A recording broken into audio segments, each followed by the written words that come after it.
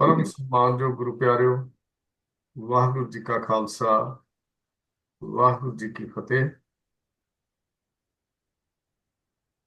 Sikh mission college ਵੱਲੋਂ ਰੋਜ਼ਾਨਾ online ਗੁਰਮਤਿ class SMC ਗੁਰਮਤਿ class USA ਵਿੱਚ ਆਪ ਸਾਰਿਆਂ ਦਾ ਸਵਾਗਤ ਹੈ। ਆਪ ਸਾਰਿਆਂ ਨੂੰ ਜੀ ਆਇਆਂ। ਅੱਜ ਸਾਡੇ ਨਾਲ ਹਾਜ਼ਰ ਹਨ ਸਿੱਖ ਮਿਸ਼ਨ ਕਾਲਜ ਅਨੰਦਪੁਰ ਸਾਹਿਬ ਦੇ ਸਾਡੇ ਹੋਣਹਾਰ ਵਿਦਿਆਰਥੀ ਜੋ ਪਹਿਲਾਂ ਇੱਥੋਂ ਵਿੱਦਿਆ ਪ੍ਰਾਪਤ ਕਰ ਚੁੱਕੇ ਹਨ। ਇਕਬਾਲ ਸਿੰਘ ਜੀ ਪੱਟੀ ਅੱਜ ਸਾਡੇ ਨਾਲ ਵਿਚਾਰਾਂ ਦੀ ਸਾਂਝ ਕਰ ਰਹੇ ਹਨ। ਦੂਜਾ ਰਵਾਬੀ ਮਰਦਾਨਾ ਵਿਸ਼ੇ ਦੇ ਉੱਤੇ ਉਹਨਾਂ ਨੇ ਵਿਚਾਰਾਂ ਸਾਡੇ ਨਾਲ ਸਾਂਝੀਆਂ ਕਰਨੀਆਂ ਹਨ। ਆਪ ਜੀ ਜਾਣਦੇ ਹੋ ਕਿ ਸਿੱਖ ਇਤਿਹਾਸ ਦੇ ਵਿੱਚ ਭਾਈ ਮਰਦਾਨਾ ਜੀ ਵਰਗਾ ਭਾਗਾਂ ਵਾਲਾ ਵਿਅਕਤੀ ਵਿਰਲੇ ਵਿਰਲੇ ਹੁੰਦੇ ਹਨ, ਜਿਨ੍ਹਾਂ ਨੇ ਗੁਰੂ ਨਾਨਕ ਪਾਤਸ਼ਾਹ ਜੀ ਦੇ ਨੇੜੇ ਹੋ ਕੇ ਆਪਣੀ ਜ਼ਿੰਦਗੀ ਨੂੰ ਗੁਜ਼ਾਰਿਆ। ਜਿੰਨਾ ਸਮਾਂ ਗੁਰੂ ਨਾਨਕ ਪਾਤਸ਼ਾਹ ਜੀ ਦੇ ਨਾਲ ਭਾਈ ਮਰਦਾਨਾ ਜੀ ਨੇ ਗੁਜ਼ਾਰਿਆ, ਉਹ ਕਿਸੇ ਹੋਰ ਦੇ ਹਿੱਸੇ ਵਿੱਚ ਨਹੀਂ ਆਇਆ। ਲਗਭਗ ਇਤਿਹਾਸਕਾਰਾਂ ਦੇ ਥੋੜੇ ਬਹੁਤੇ ਵਖਰੇਵੇਂ ਹੋਣ ਦੇ ਬਾਵਜੂਦ ਵੀ 54 ਸਾਲ ਦੇ ਕਰੀਬ ਕਰੀਬ ਸਮਾਂ ਜਿਹੜਾ ਹੈ ਗੁਰੂ ਨਾਨਕ ਦੀ ਸੰਗਤ ਵਿੱਚ ਭਾਈ ਮਰਦਾਨਾ ਜੀ ਨੇ ਗੁਜ਼ਾਰਿਆ। ਉਹਨਾਂ ਦੀ ਸ਼ੋਅ ਦਾ ਆਨੰਦ ਮਾਣਿਆ। ਭਾਈ ਮਰਦਾਨਾ ਜੀ ਨੂੰ ਜਿੰਨਾ ਸਾਡੇ ਇਤਿਹਾਸ ਨੇ ਗਲਤ ਬਿਆਨ ਕੀਤਾ, ਉਹਨਾਂ ਨੂੰ ਭੁੱਖਾ, ਉਹਨਾਂ ਨੂੰ ਡਰਪੋਕ, ਉਹਨਾਂ ਦੇ ਬਾਰੇ ਹੋਰ ਬਹੁਤ ਸਾਰੀਆਂ ਮਿਥਿਹਾਸਿਕ, ਲਾਲਚੀ, ਮੰਗਤਾ, ਮਰਾਸੀ, ਇਹੋ ਜਿਹੇ ਸ਼ਬਦਾਵਲੀ ਵਰਤੋਂ ਕੀਤੀ ਗਈ ਹੈ।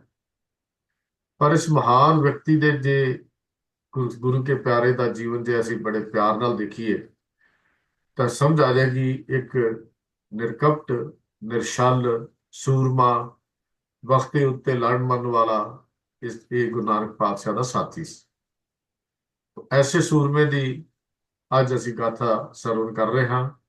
ਵੀਰ ਇਕਬਾਲ ਸਿੰਘ ਜੀ ਪੱਟੀ ਪਾਸੋਂ ਬੇਨਤੀ ਕਰਦਾ ਹਾਂ, ਵੀਰ ਜੀ ਇਕਬਾਲ ਸਿੰਘ ਜੀ ਕਿਰਪਾ ਕਰੋ ਜੀ, ਅੱਜ ਦੇ ਵਿਚਾਰ ਆਪ ਜੀ ਆਰੰਭ ਕਰੋ ਜੀ। ਵਾਹਿਗੁਰੂ ਜੀ ਕਾ ਖਾਲਸਾ, ਵਾਹਿਗੁਰੂ ਜੀ ਕੀ ਫਤਿਹ। ਵਾਹਿਗੁਰੂ ਜੀ ਕੀ ਫਤਿਹ। ਇੱਕ ਓੰਕਾਰ ਸਤਨਾਮ ਕਰਤਾ ਪੁਰਖ ਨਿਰਭਉ ਨਿਰਵੈਰ ਅਕਾਲ ਮੂਰਤ ਅਜੂਨੀ ਸੈਭੰ ਗੁਰ ਪ੍ਰਸਾਦ। ਸਿੱਖ ਮਿਸ਼ਨਰੀ ਕਾਲਜ ਦੀ ਆਨਲਾਈਨ ਕਲਾਸ ਦੇ ਵਿੱਚ ਜਿਤਨੇ ਵੀ ਵੀਰ ਭੈਣਾਂ ਜੁੜ ਬੈਠੇ ਨੇ, ਆਪ ਸਾਰਿਆਂ ਨੂੰ ਵਾਹਿਗੁਰੂ ਜੀ ਕਾ ਖਾਲਸਾ, ਵਾਹਿਗੁਰੂ ਜੀ ਕੀ ਫਤਿਹ। ਉਮੀਦ ਤੇ ਅਰਦਾਸ ਰੱਖਦਾ ਕਿ ਪ੍ਰਮਾਤਮਾ ਅਕਾਲ ਪੁਰਖ ਅੱਲਾਹ ਤਾਲਾ ਦੇ ਭਾਣੇ ਵਿੱਚ ਜਿੱਥੇ ਕਿਤੇ ਵੀ ਦੇਸ਼ਾਂ ਵਿਦੇਸ਼ਾਂ ਦੇ ਵਿੱਚ ਵਸਦੇ ਹੋ, ਪ੍ਰਮਾਤਮਾ ਦੀ ਰਜ਼ਾ ਦੇ ਵਿੱਚ ਰਹਿੰਦੇ ਆਪਣੀ ਜ਼ਿੰਦਗੀ ਦਾ ਗੁਜ਼ਾਰਨ ਕਰ ਰਹੇ ਹੋਵੋਗੇ। ਕਾਫੀ ਸਮਾਂ ਪਹਿਲਾਂ ਹੀ ਸਤਿਕਾਰਯੋਗ ਸਰਦਾਰ ਹਰਜੀਤ ਸਿੰਘ ਜੀ ਹੁਣਾਂ ਵੱਲੋਂ ਸੁਨੇਹਾ ਲਾਇਆ ਹੋਇਆ ਸੀਗਾ ਕਿ ਅੱਜ ਦੇ ਕਲਾਸ ਦੇ ਬਾਬਤ ਕੋਈ ਵਿਸ਼ਾ ਭੇਜਾ। ਇਹ ਇੱਕ ਮੇਰੀ ਬਹੁਤ ਵੱਡੀ ਸਮੱਸਿਆ ਰਹੀ ਹੈ। ਵਿਸ਼ਾ ਚੋਣ ਕਰਨਾ ਇੱਕ ਮੇਰੇ ਵਾਸਤੇ ਬੜਾ ਔਖਾ ਕਾਰਜ ਰਿਹਾ। ਮੈਂ ਕਈ ਵਾਰੀ ਕਿਹਾ ਵੀ ਕਿ ਜੇ ਮੈਨੂੰ ਤੁਸੀਂ ਸੁਝਾਅ ਦਿਓ ਵਿਸ਼ਾ, ਤਾਂ ਥੋੜਾ ਜਿਹਾ ਮੈਨੂੰ ਤਿਆਰੀ ਕਰਨੀ ਵੀ ਸੌਖੀ ਹੋ ਸਕਦੀ ਆ। ਔਰ ਦੇਰ ਰਾਤ ਯਾਨੀ ਕਿ ਕੋਈ 20 ਘੰਟੇ ਪਹਿਲਾਂ ਹੀ ਅਸੀਂ ਇਹ ਡਿਸਾਈਡ ਕੀਤਾ ਕਿ ਬਹੁਤ ਸਤਿਕਾਰਯੋਗ ਸ਼ਖਸੀਅਤ ਭਾਈ ਮਰਦਾਨਾ ਜੀ ਬਾਬਤ ਆਪਾਂ ਗੱਲਬਾਤ ਕਰਾਂਗੇ। ਸੋ ਕੁਝ ਕੁ ਸਮਾਂ ਸੀਗਾ, ਉਸ ਸਮੇਂ ਦੇ ਵਿੱਚ ਜਿੰਨੀ ਕੁ ਜਾਣਕਾਰੀ ਕੁਝ ਸਰੋਤਾਂ ਤੋਂ ਜਾਂ ਕੁਝ ਹਵਾਲਿਆਂ ਤੋਂ ਇਕੱਤਰ ਕਰ ਸਕਿਆ, ਉਹ ਆਪ ਜੀ ਦੇ ਨਾਲ ਸਾਂਝੀ ਕਰਾਂਗਾ। ਵੈਸੇ ਇਹ ਮੈਂ ਲਾਜ਼ਮੀ ਤੌਰ ਤੇ ਕਹਿਣਾ ਚਾਹੂੰਗਾ ਕਿ ਸਿੱਖ ਮਿਸ਼ਨਰੀ ਕਾਲਜ ਨੇ ਜੋ ਲਿਟਰੇਚਰ ਆਪਣਾ ਇੱਕ ਲੰਮੇ ਸਮੇਂ ਤੋਂ ਪ੍ਰਕਾਸ਼ਿਤ ਕੀਤਾ ਆ, ਉਹ ਇੱਕ ਹਿਸਾਬ ਨਾਲ ਇਸ ਤਰ੍ਹਾਂ ਆ ਵੀ ਜਿਵੇਂ ਬਹੁਤ ਸਾਰੇ ਅਸੀਂ ਫਲ ਦੇਖਦੇ ਤੇ ਉਹਨਾਂ ਦਾ ਜੂਸ ਕੱਢ ਕੇ ਰੱਖਿਆ ਹੋਇਆ। ਉਹ ਆਪਣੇ ਆਪ ਦੇ ਵਿੱਚ ਹੀ ਉਹ ਥੋੜੀ ਜਾਣਕਾਰੀ ਵੀ ਇੰਨੀ ਸਟੀਕ, ਇੰਨੀ ਵਿਲੱਖਣ, ਇੰਨੀ ਭਾਵਪੂਰਨ ਹੈ ਕਿ ਉਸ ਤੋਂ ਬਾਹਰ ਜਾ ਕੇ ਵੀ ਗੱਲ ਕਰਨਾ ਥੋੜਾ ਅਜੀਬ ਲੱਗਦਾ। ਤੇ ਵਿਸ਼ੇ ਕੋਈ ਐਸਾ ਵਿਸ਼ਾ ਨਹੀਂ ਹੈਗਾ ਜੋ ਸਿੱਖ ਮਿਸ਼ਨਰੀ ਕਾਲਜ ਵੱਲੋਂ, ਚਾਹੇ ਉਹ ਲੈਕਚਰਾਂ ਦੇ ਰਾਹੀਂ ਹੋਵੇ ਜਾਂ ਸਾਹਿਤ ਦੇ ਰੂਪ ਵਿੱਚ, ਸਿੱਖ ਪੰਥ ਦੀ ਝੋਲੀ ਨਾ ਪਾਇਆ ਹੋਵੇ। ਸੋ ਇੱਕ ਬਹੁਤ ਵੱਡਾ ਕਾਰਜ ਪਹਿਲਾਂ ਹੀ ਇਸ ਸੰਸਥਾ ਨੇ ਪਿਛਲੇ ਲੰਮੇ ਸਮੇਂ ਤੋਂ ਕੀਤਾ ਆ, ਔਰ ਉਸੇ ਤਰ੍ਹਾਂ ਇਹ ਕਾਰਜ ਅੱਗੇ ਦੀ ਅੱਗੇ ਜਾਰੀ ਹੈਗੇ। ਖਿਆਲ ਇਸ ਤਰ੍ਹਾਂ ਤੁਰਿਆ ਕਿ ਕਿਤੇ ਬੈਠਾ ਕਥਾ ਵਿਚਾਰ ਸੁਣ ਰਿਹਾ ਸੀ ਤੇ ਸਾਡੇ ਉਸ ਮਹਾਨ ਪ੍ਰਚਾਰਕ ਨੇ ਦੋਸਤੀ ਦੀ ਪਰਿਭਾਸ਼ਾ ਨੂੰ ਬਿਆਨ ਕਰਦੇ ਹੋਇਆ ਇੱਕ ਉਦਾਹਰਨ ਅਨਮਤੀ ਧਰਮ ਦੇ ਵਿੱਚੋਂ ਦਿੱਤੀ, ਜਿੱਥੇ ਕ੍ਰਿਸ਼ਨ ਸੁਦਾਮੇ ਦੀ ਦੋਸਤੀ ਨੂੰ ਇੱਕ ਉਦਾਹਰਨ ਮੰਨ ਕੇ ਉਹਨੇ ਸੰਸਾਰ ਦੇ ਵਿੱਚ ਦੋਸਤੀਆਂ ਦੀ ਜ਼ਿਕਰ ਕੀਤਾ। ਉੱਥੇ ਗੁਰਬਾਣੀ ਦੇ ਹਵਾਲੇ ਨਾਲ ਵੀ ਗੁਰਮੁਖ ਸਿਉ ਕਰ ਦੋਸਤੀ ਉਹ ਹਵਾਲਾ ਦਿੱਤਾ। ਮਤ ਨੇ ਉਦੋਂ ਕਿਤੇ ਖਿਆਲ ਜਿਹਾ ਇਸ ਗੱਲ ਦਾ ਆਇਆ ਬਈ ਅਸੀਂ ਉਹਾਂ ਤਾਂ ਜਾਏ ਜਾਂ ਇਹਾ ਨਾ ਹੋਏ, ਕਿ ਸਾਡੇ ਕੋਲ ਸਤਿਗੁਰੂ ਗੁਰੂ ਨਾਨਕ ਪਾਤਸ਼ਾਹ ਜੀ ਦਾ ਸਭ ਤੋਂ ਖਾਸ ਸੰਗੀ ਸਾਥੀ ਗੁਰ ਭਾਈ ਜਾਂ ਦੋਸਤ ਭਾਈ ਮਰਦਾਨਾ ਜੀ, ਭਾਵੇਂ ਕਿ ਜਿਵੇਂ ਜ਼ਿਕਰ ਕੀਤਾ ਵੀ ਵੱਖ-ਵੱਖ ਵਿਦਵਾਨਾਂ ਦੇ ਭਾਵੇਂ ਕਿ ਮਤਭੇਦ ਨੇ, ਪਰ ਫਿਰ ਵੀ 54 ਸਾਲ ਸਾਰੇ ਵਿਦਵਾਨ, ਕੋਈ 54 ਜਾਂ 52, ਯਾਨੀ ਕਿ ਅੱਧੀ ਸਦੀ ਦਾ ਆਪਾਂ ਸਮਾਂ ਕਹਿ ਸਕਦੇ ਹਾਂ, ਉਹ ਮੰਨਦੇ ਨੇ ਕਿ ਉਹ ਭਾਈ ਸਾਹਿਬ ਭਾਈ ਮਰਦਾਨਾ ਜੀ ਗੁਰੂ ਨਾਨਕ ਪਾਤਸ਼ਾਹ ਦੇ ਨਾਲ ਰਹੇ। ਉਹਦੇ ਨਾਲ ਦੂਸਰੀ ਗੱਲ ਵੀ ਉਹ ਕੇਵਲ 54 ਸਾਲ ਤੱਕ ਹੀ ਨਹੀਂ ਰਹੇ, ਬਲਕਿ ਆਪਣੇ ਆਖਰੀ ਸਾਹਾਂ ਤੱਕ ਨਾਲ ਰਹੇ। ਫਿਰ ਆਖਰੀ ਸਾਹ ਜੇ 54 ਸਾਲ ਜਾਂ 70 ਸਾਲ ਵੀ ਹੁੰਦੇ, ਉਹਨਾਂ ਨੇ ਗੁਰੂ ਨਾਨਕ ਪਾਤਸ਼ਾਹ ਦੇ ਨਾਲ ਹੀ ਆਪਣੇ ਜਿਹੜੇ ਨੇ ਉਹ ਬਤੀਤ ਕਰਨੇ ਸੀ। ਭਾਈ ਸਾਹਿਬ ਭਾਈ ਮਰਦਾਨਾ ਜੀ ਬਾਬਤ ਜਦੋਂ ਸਵੇਰ ਦਾ ਮੈਂ ਖੋਜ ਵਿੱਚ ਲੱਗਿਆ ਹੋਇਆ ਸੀਗਾ, ਹਰਪਾਲ ਸਿੰਘ ਪੰਨੂ ਹੋਰਾਂ ਦੀ ਇੱਕ ਲਿਖਤ ਮੇਰੇ ਸਾਹਮਣੇ ਆਈ। ਉਹਨਾਂ ਦੀ ਇੱਕ ਕਿਤਾਬ ਸੀ ਗੌਤਮ ਤੋਂ ਤਾਸਕੀ ਤੱਕ। ਉਸ ਵਿੱਚ ਭਾਈ ਮਰਦਾਨਾ ਜੀ ਦਾ ਖਾਸ ਤੌਰ ਤੇ ਜ਼ਿਕਰ ਕੀਤਾ।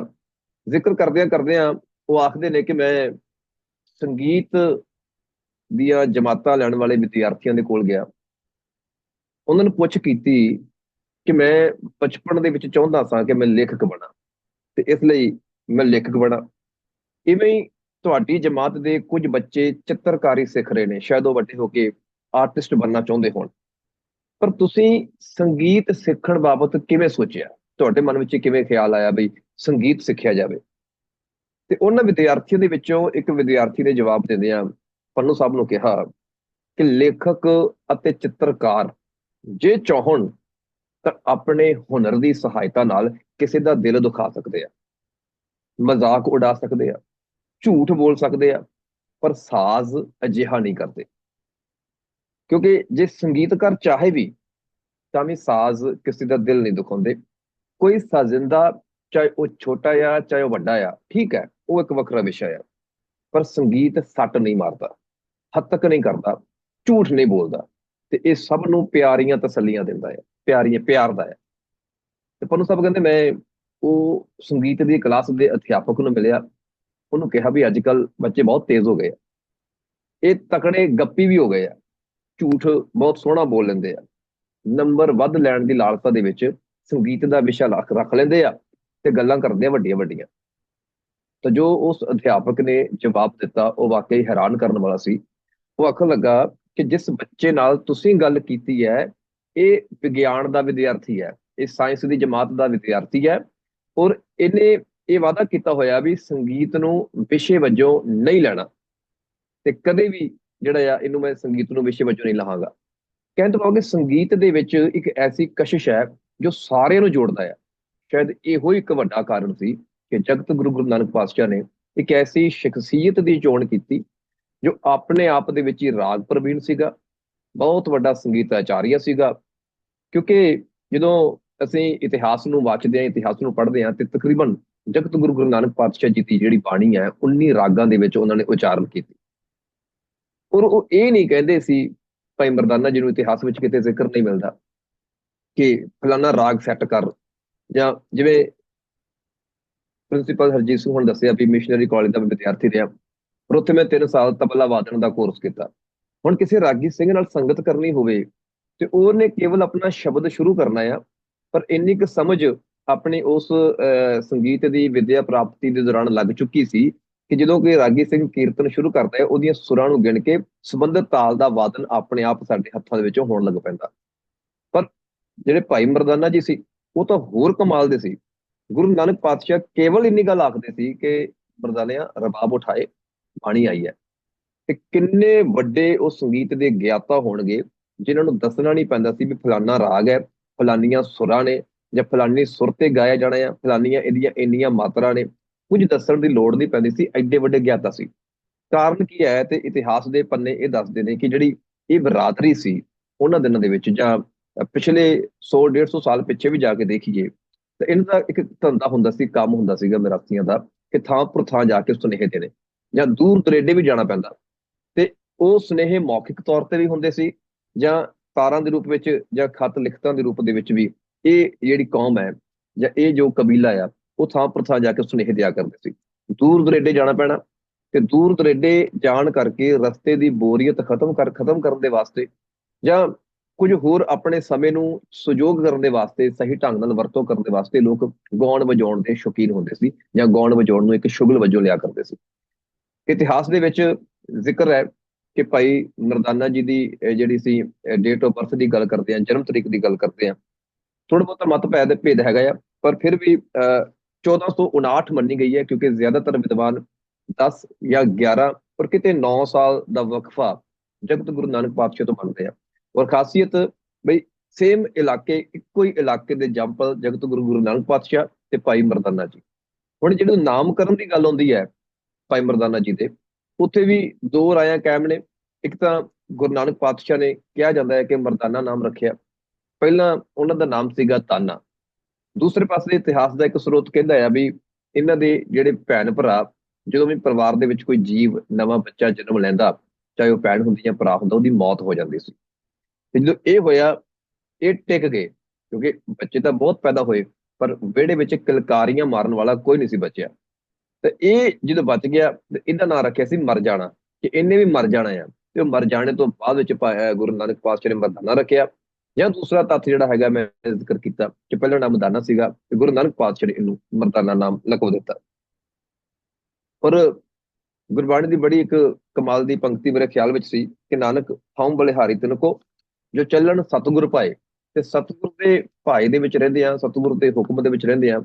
ਭਾਈ ਮਰਦਾਨਾ ਜੀ ਨੇ ਬਹੁਤ ਵੱਡੀ ਘਾਲਣਾ ਘਾਲੀ ਹੈ, ਬਿਨਾਂ ਸ਼ੱਕ ਸਭ ਤੋਂ ਨਜ਼ਦੀਕ ਦੇ ਸਾਥੀ ਰਹਿ ਕੇ ਹਰ ਉਸ ਮੁਸ਼ਕਿਲ ਦੌਰ ਦੇ ਵਿੱਚੋਂ ਗੁਜ਼ਰੇ ਨੇ ਜਿੱਥੋਂ ਜਗਤ ਗੁਰੂ ਨਾਨਕ ਪਾਤਸ਼ਾਹ ਨੂੰ ਲੰਘਣਾ ਪਿਆ। ਹਰ ਤਰ੍ਹਾਂ ਦੀ ਭੁੱਖ ਪਿਆਸ ਦਾ ਸਾਹਮਣਾ ਕਰਨਾ ਪਿਆ, ਔਖੇ ਸੌਖੇ ਪੈਂਡਿਆਂ ਦੇ ਪਾਂਧੀ ਬਣਨਾ ਪਿਆ। ਔਰ ਇਹ ਸਭ ਤੋਂ ਵੱਡੀ ਉਹਨਾਂ ਦੀ ਦੇਣ ਸੀ। ਔਰ ਸਭ ਤੋਂ ਵੱਡਾ ਇਤਿਹਾਸਕ ਨਾਇਕ, ਜਿਹਨੂੰ ਅਸੀਂ ਇਹ ਵੀ ਕਹਿ ਸਕਦੇ ਹਾਂ ਕਿ ਸਿੱਖ ਪੰਥ ਦੇ ਪਹਿਲੇ ਕੀਰਤਨੀਏ ਜਾਂ ਪਹਿਲੇ ਸਿੱਖ ਦੇ ਤੌਰ ਤੇ। ਪਰ ਇਹ ਵੀ ਇੱਕ ਬੜਾ ਸੁੰਦਰ ਮੈਂ ਜ਼ਿਕਰ ਪੜ੍ਹ ਰਿਹਾ ਸੀ ਕਿ ਭਾਈ ਮਰਦਾਨਾ ਜਗਤ ਦੇ ਉਧਾਰ ਦਾ ਬਹਾਨਾ ਸੀ। ਉਪਦੇਸ਼ ਭਾਈ ਮਰਦਾਨਾ ਜੀ ਨੂੰ ਦਿੱਤਾ ਜਾ ਰਿਹਾ ਸੀਗਾ, ਪਰ ਉਸ ਉਪਦੇਸ਼ ਦਾ ਭਾਵ ਸਮੁੱਚੇ ਸੰਸਾਰ ਦੇ ਵਾਸਤੇ ਸਰਬ ਸਾਂਝਾ ਸੀਗਾ। ਜੋ ਵਿਚਾਰਧਾਰਾ ਭਾਈ ਮਰਦਾਨੇ ਦੇ ਰਾਹੀਂ, ਧੁਰ ਕੀ ਬਾਣੀ ਦੇ ਰਾਹੀਂ ਗੁਰੂ ਨਾਨਕ ਪਾਤਸ਼ਾਹ ਨੇ ਸੰਸਾਰ ਦੇ ਵਿੱਚ ਪ੍ਰਗਟ ਕੀਤੀ, ਉਹਦਾ ਮਕਸਦ ਕੇਵਲ ਤੇ ਕੇਵਲ ਇੰਨਾ ਸੀ ਕਿ ਸਮੁੱਚੇ ਸੰਸਾਰ ਦੇ ਵਿੱਚ ਉਸ ਵਿਚਾਰਧਾਰਾ ਨੂੰ ਰੂਬਰੂ ਕਰਨਾ, ਤਾਂ ਕਿ ਲੋਕਾਈ ਜਿਹੜੀ ਹੈ ਜੋ ਅੰਧ ਵਿਸ਼ਵਾਸ, ਕਰਮ ਕਾਂਡ ਜਾਂ ਅਨਮਤੀ ਪੂਜਾ ਜਾਂ ਅਨੇਕਤਾ ਦੀ ਪੂਜਾ ਵਿੱਚ ਫਸੀ ਹੋਈ ਹੈ, ਉਹਦਾ ਉਦਾਰ ਹੋ ਸਕੇ। ਸੋ ਇਸ ਤਰ੍ਹਾਂ ਭਾਈ ਮਰਦਾਨਾ ਜੀ ਨੇ ਨਾਲ ਰਹਿੰਦਿਆਂ ਜਿੱਥੇ ਇੱਕ ਬਹਾਨਾ ਬਣ ਕੇ ਸਮੁੱਚੇ ਸੰਸਾਰ ਨੂੰ ਇੱਕ ਵੱਡਾ ਸੁਨੇਹਾ ਦਿੱਤਾ। ਕਹਿੰਦੇ ਨੇ ਕਿ ਇਤਨੀ ਨੇੜੇ ਹੋ ਕੇ ਭਾਈ ਮਰਦਾਨਾ ਜੀ ਬਾਬਾ ਜੀ ਦੇ ਕੋਲ ਬੈਠਦੇ ਸੀ ਜਦੋਂ ਰਬਾਬ ਵਜਾਇਆ ਕਰਦੇ ਸਨ, ਕਿ ਗੋਡੇ ਨਾਲ ਗੋਡਾ ਖਹਿੰਦਾ ਹੁੰਦਾ ਸੀਗਾ। ਤੇ ਫਿਰ ਜਦੋਂ ਰਬਾਬ ਦੀਆਂ ਤਰਬਾਂ ਛੇੜਦੇ, ਧੁਰ ਕੀ ਬਾਣੀ ਜਗਤ ਗੁਰੂ ਨਾਨਕ ਪਾਤਸ਼ਾਹ ਉਚਾਰਦੇ, ਤਾਂ ਕਹਿੰਦੇ ਨੇ ਐਸਾ ਮਾਹੌਲ ਸਿਰਜਿਆ ਜਾਂਦਾ ਸੀ ਕਿ ਹਰ ਮਜ਼ਹਬ ਜਾਂ ਹਰ ਕੌਮ ਦੇ ਜਿਹੜੇ ਬਾਸ਼ਿੰਦੇ ਹੁੰਦੇ ਸੀ, ਉਹਨਾਂ ਨੂੰ ਉਹ ਬਾਬਾ ਨਾਨਕ ਆਪਣਾ ਲੱਗਦਾ। ਜੇ ਗੱਲ ਹੁੰਦੀ ਕਾਜ਼ੀਆਂ ਦੀ, ਜਾਂ ਹਿੰਦੂ ਆਖਦੇ ਕਿ ਇਹ ਬ੍ਰਹਮ ਦਾ ਸੰਪੂਰਨ ਪ੍ਰਕਾਸ਼ ਹੈ, ਪ੍ਰਤੱਖ ਦਿਸ ਰਿਹਾ ਹੈ।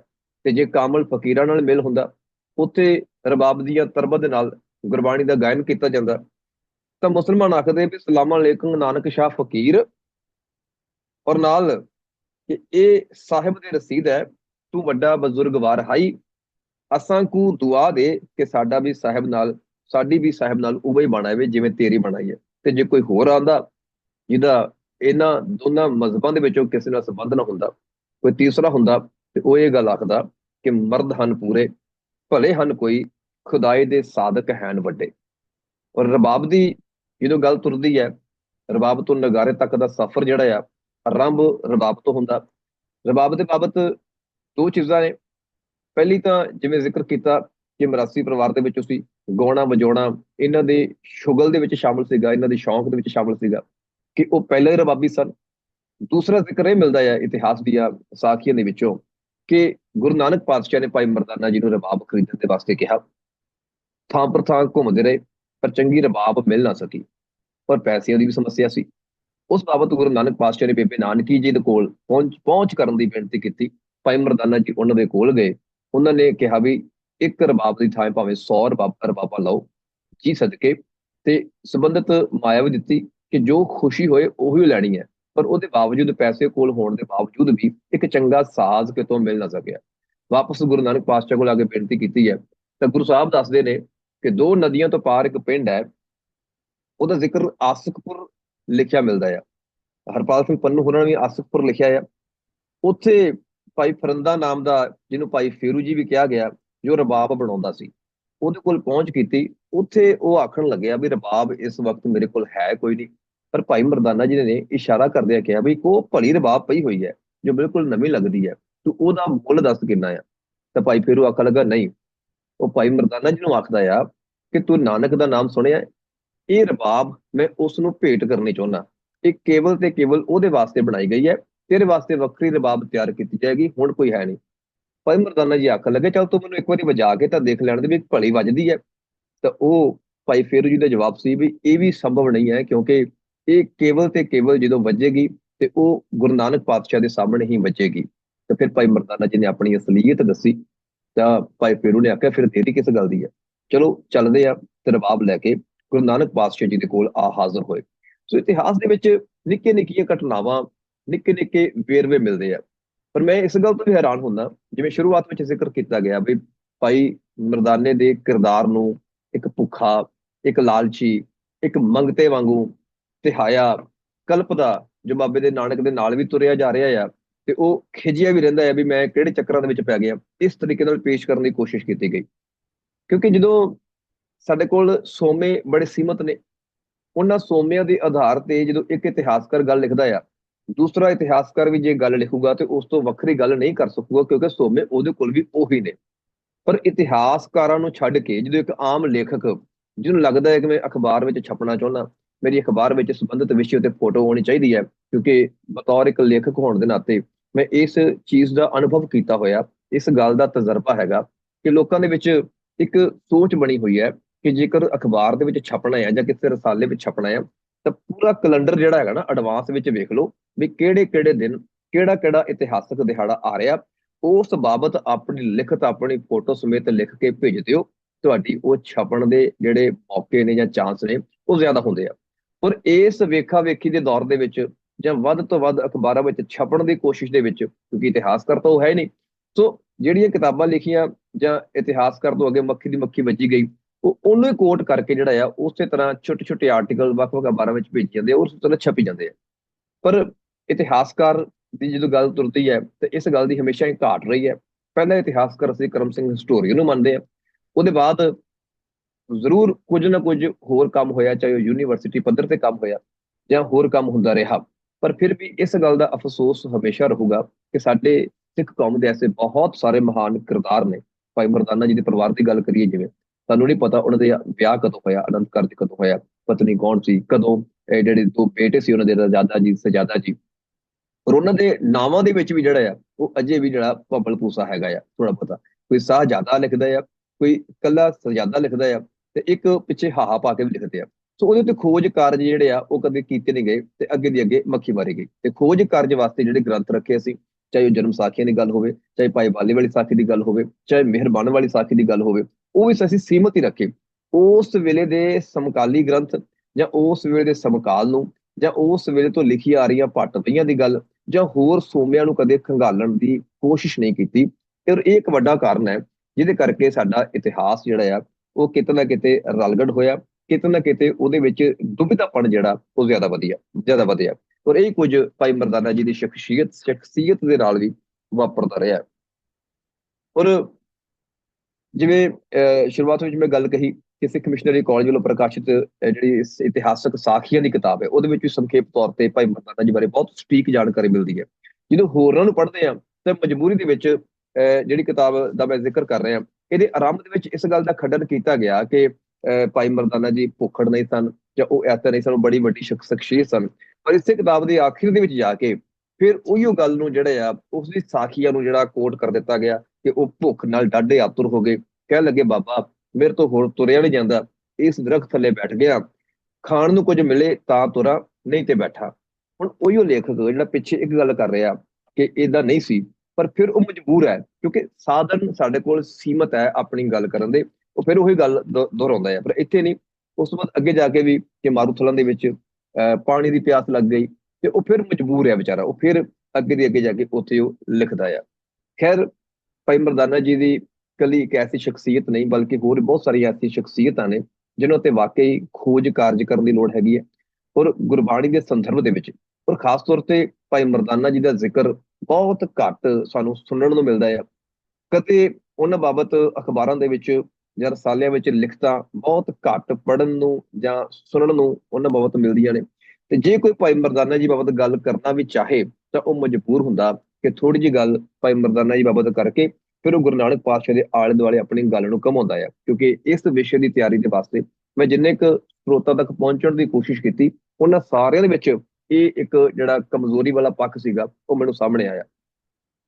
ਪਰ ਉਸ ਤੋਂ ਇਲਾਵਾ ਮੈਨੂੰ ਇੱਕ ਬਹੁਤ ਅਹਿਮ ਸੋਰਸ ਪ੍ਰਾਪਤ ਹੋਇਆ, ਜੋ ਸੀਗਾ ਪੰਜਾਬ ਯੂਨੀਵਰਸਿਟੀ ਪਬਲੀਕੇਸ਼ਨ ਬਿਊਰੋ ਵੱਲੋਂ ਪ੍ਰਕਾਸ਼ਿਤ ਨਾਨਕ ਪ੍ਰਕਾਸ਼ ਪੱਤਰਕਾ। ਇਹ ਦਸੰਬਰ 2012 ਵਿੱਚ ਪ੍ਰਕਾਸ਼ਿਤ ਹੋਈ। ਉਹਦੇ ਵਿੱਚ ਬਹੁਤ ਪੁਰਾਣੇ ਸੰਨ 1985 ਦੇ ਛਪੇ ਹੋਏ ਕੁਝ ਲੇਖ ਸੀ, ਜਿਹਦੇ ਵਿੱਚੋਂ ਡਾਕਟਰ ਜੀਤ ਸਿੰਘ ਸੀਤਲ ਦਾ ਇੱਕ ਲੇਖ ਪ੍ਰਾਪਤ ਹੋਇਆ। ਇਹਦੇ ਵਿੱਚ ਸਰੋਤ ਜਿਹੜੇ ਨੇ ਉਹੀ ਨੇ, ਪਰ ਫਿਰ ਵੀ ਥੋੜੀ ਜਿਹੀ ਜਾਣਕਾਰੀ ਵਿੱਚ ਵਾਧਾ ਕੀਤਾ ਗਿਆ। ਖਾਸ ਤੌਰ ਤੇ ਉਹ ਸਮਾਂ ਜਿਹੜਾ ਭਾਈ ਮਰਦਾਨਾ ਜੀ ਦਾ ਅੰਤਮ ਸਮਾਂ ਸੀਗਾ, ਉਹਨੂੰ ਇਹਨਾਂ ਨੇ ਮੈਕਾਲਿਫ ਦੇ ਪੱਖ ਤੋਂ ਲਿਖਿਆ, ਜੋ ਸਿੱਖ ਰਿਲੀਜਨ ਦੇ ਵਿੱਚ ਉਹਨੇ ਲਿਖਿਆ ਆ।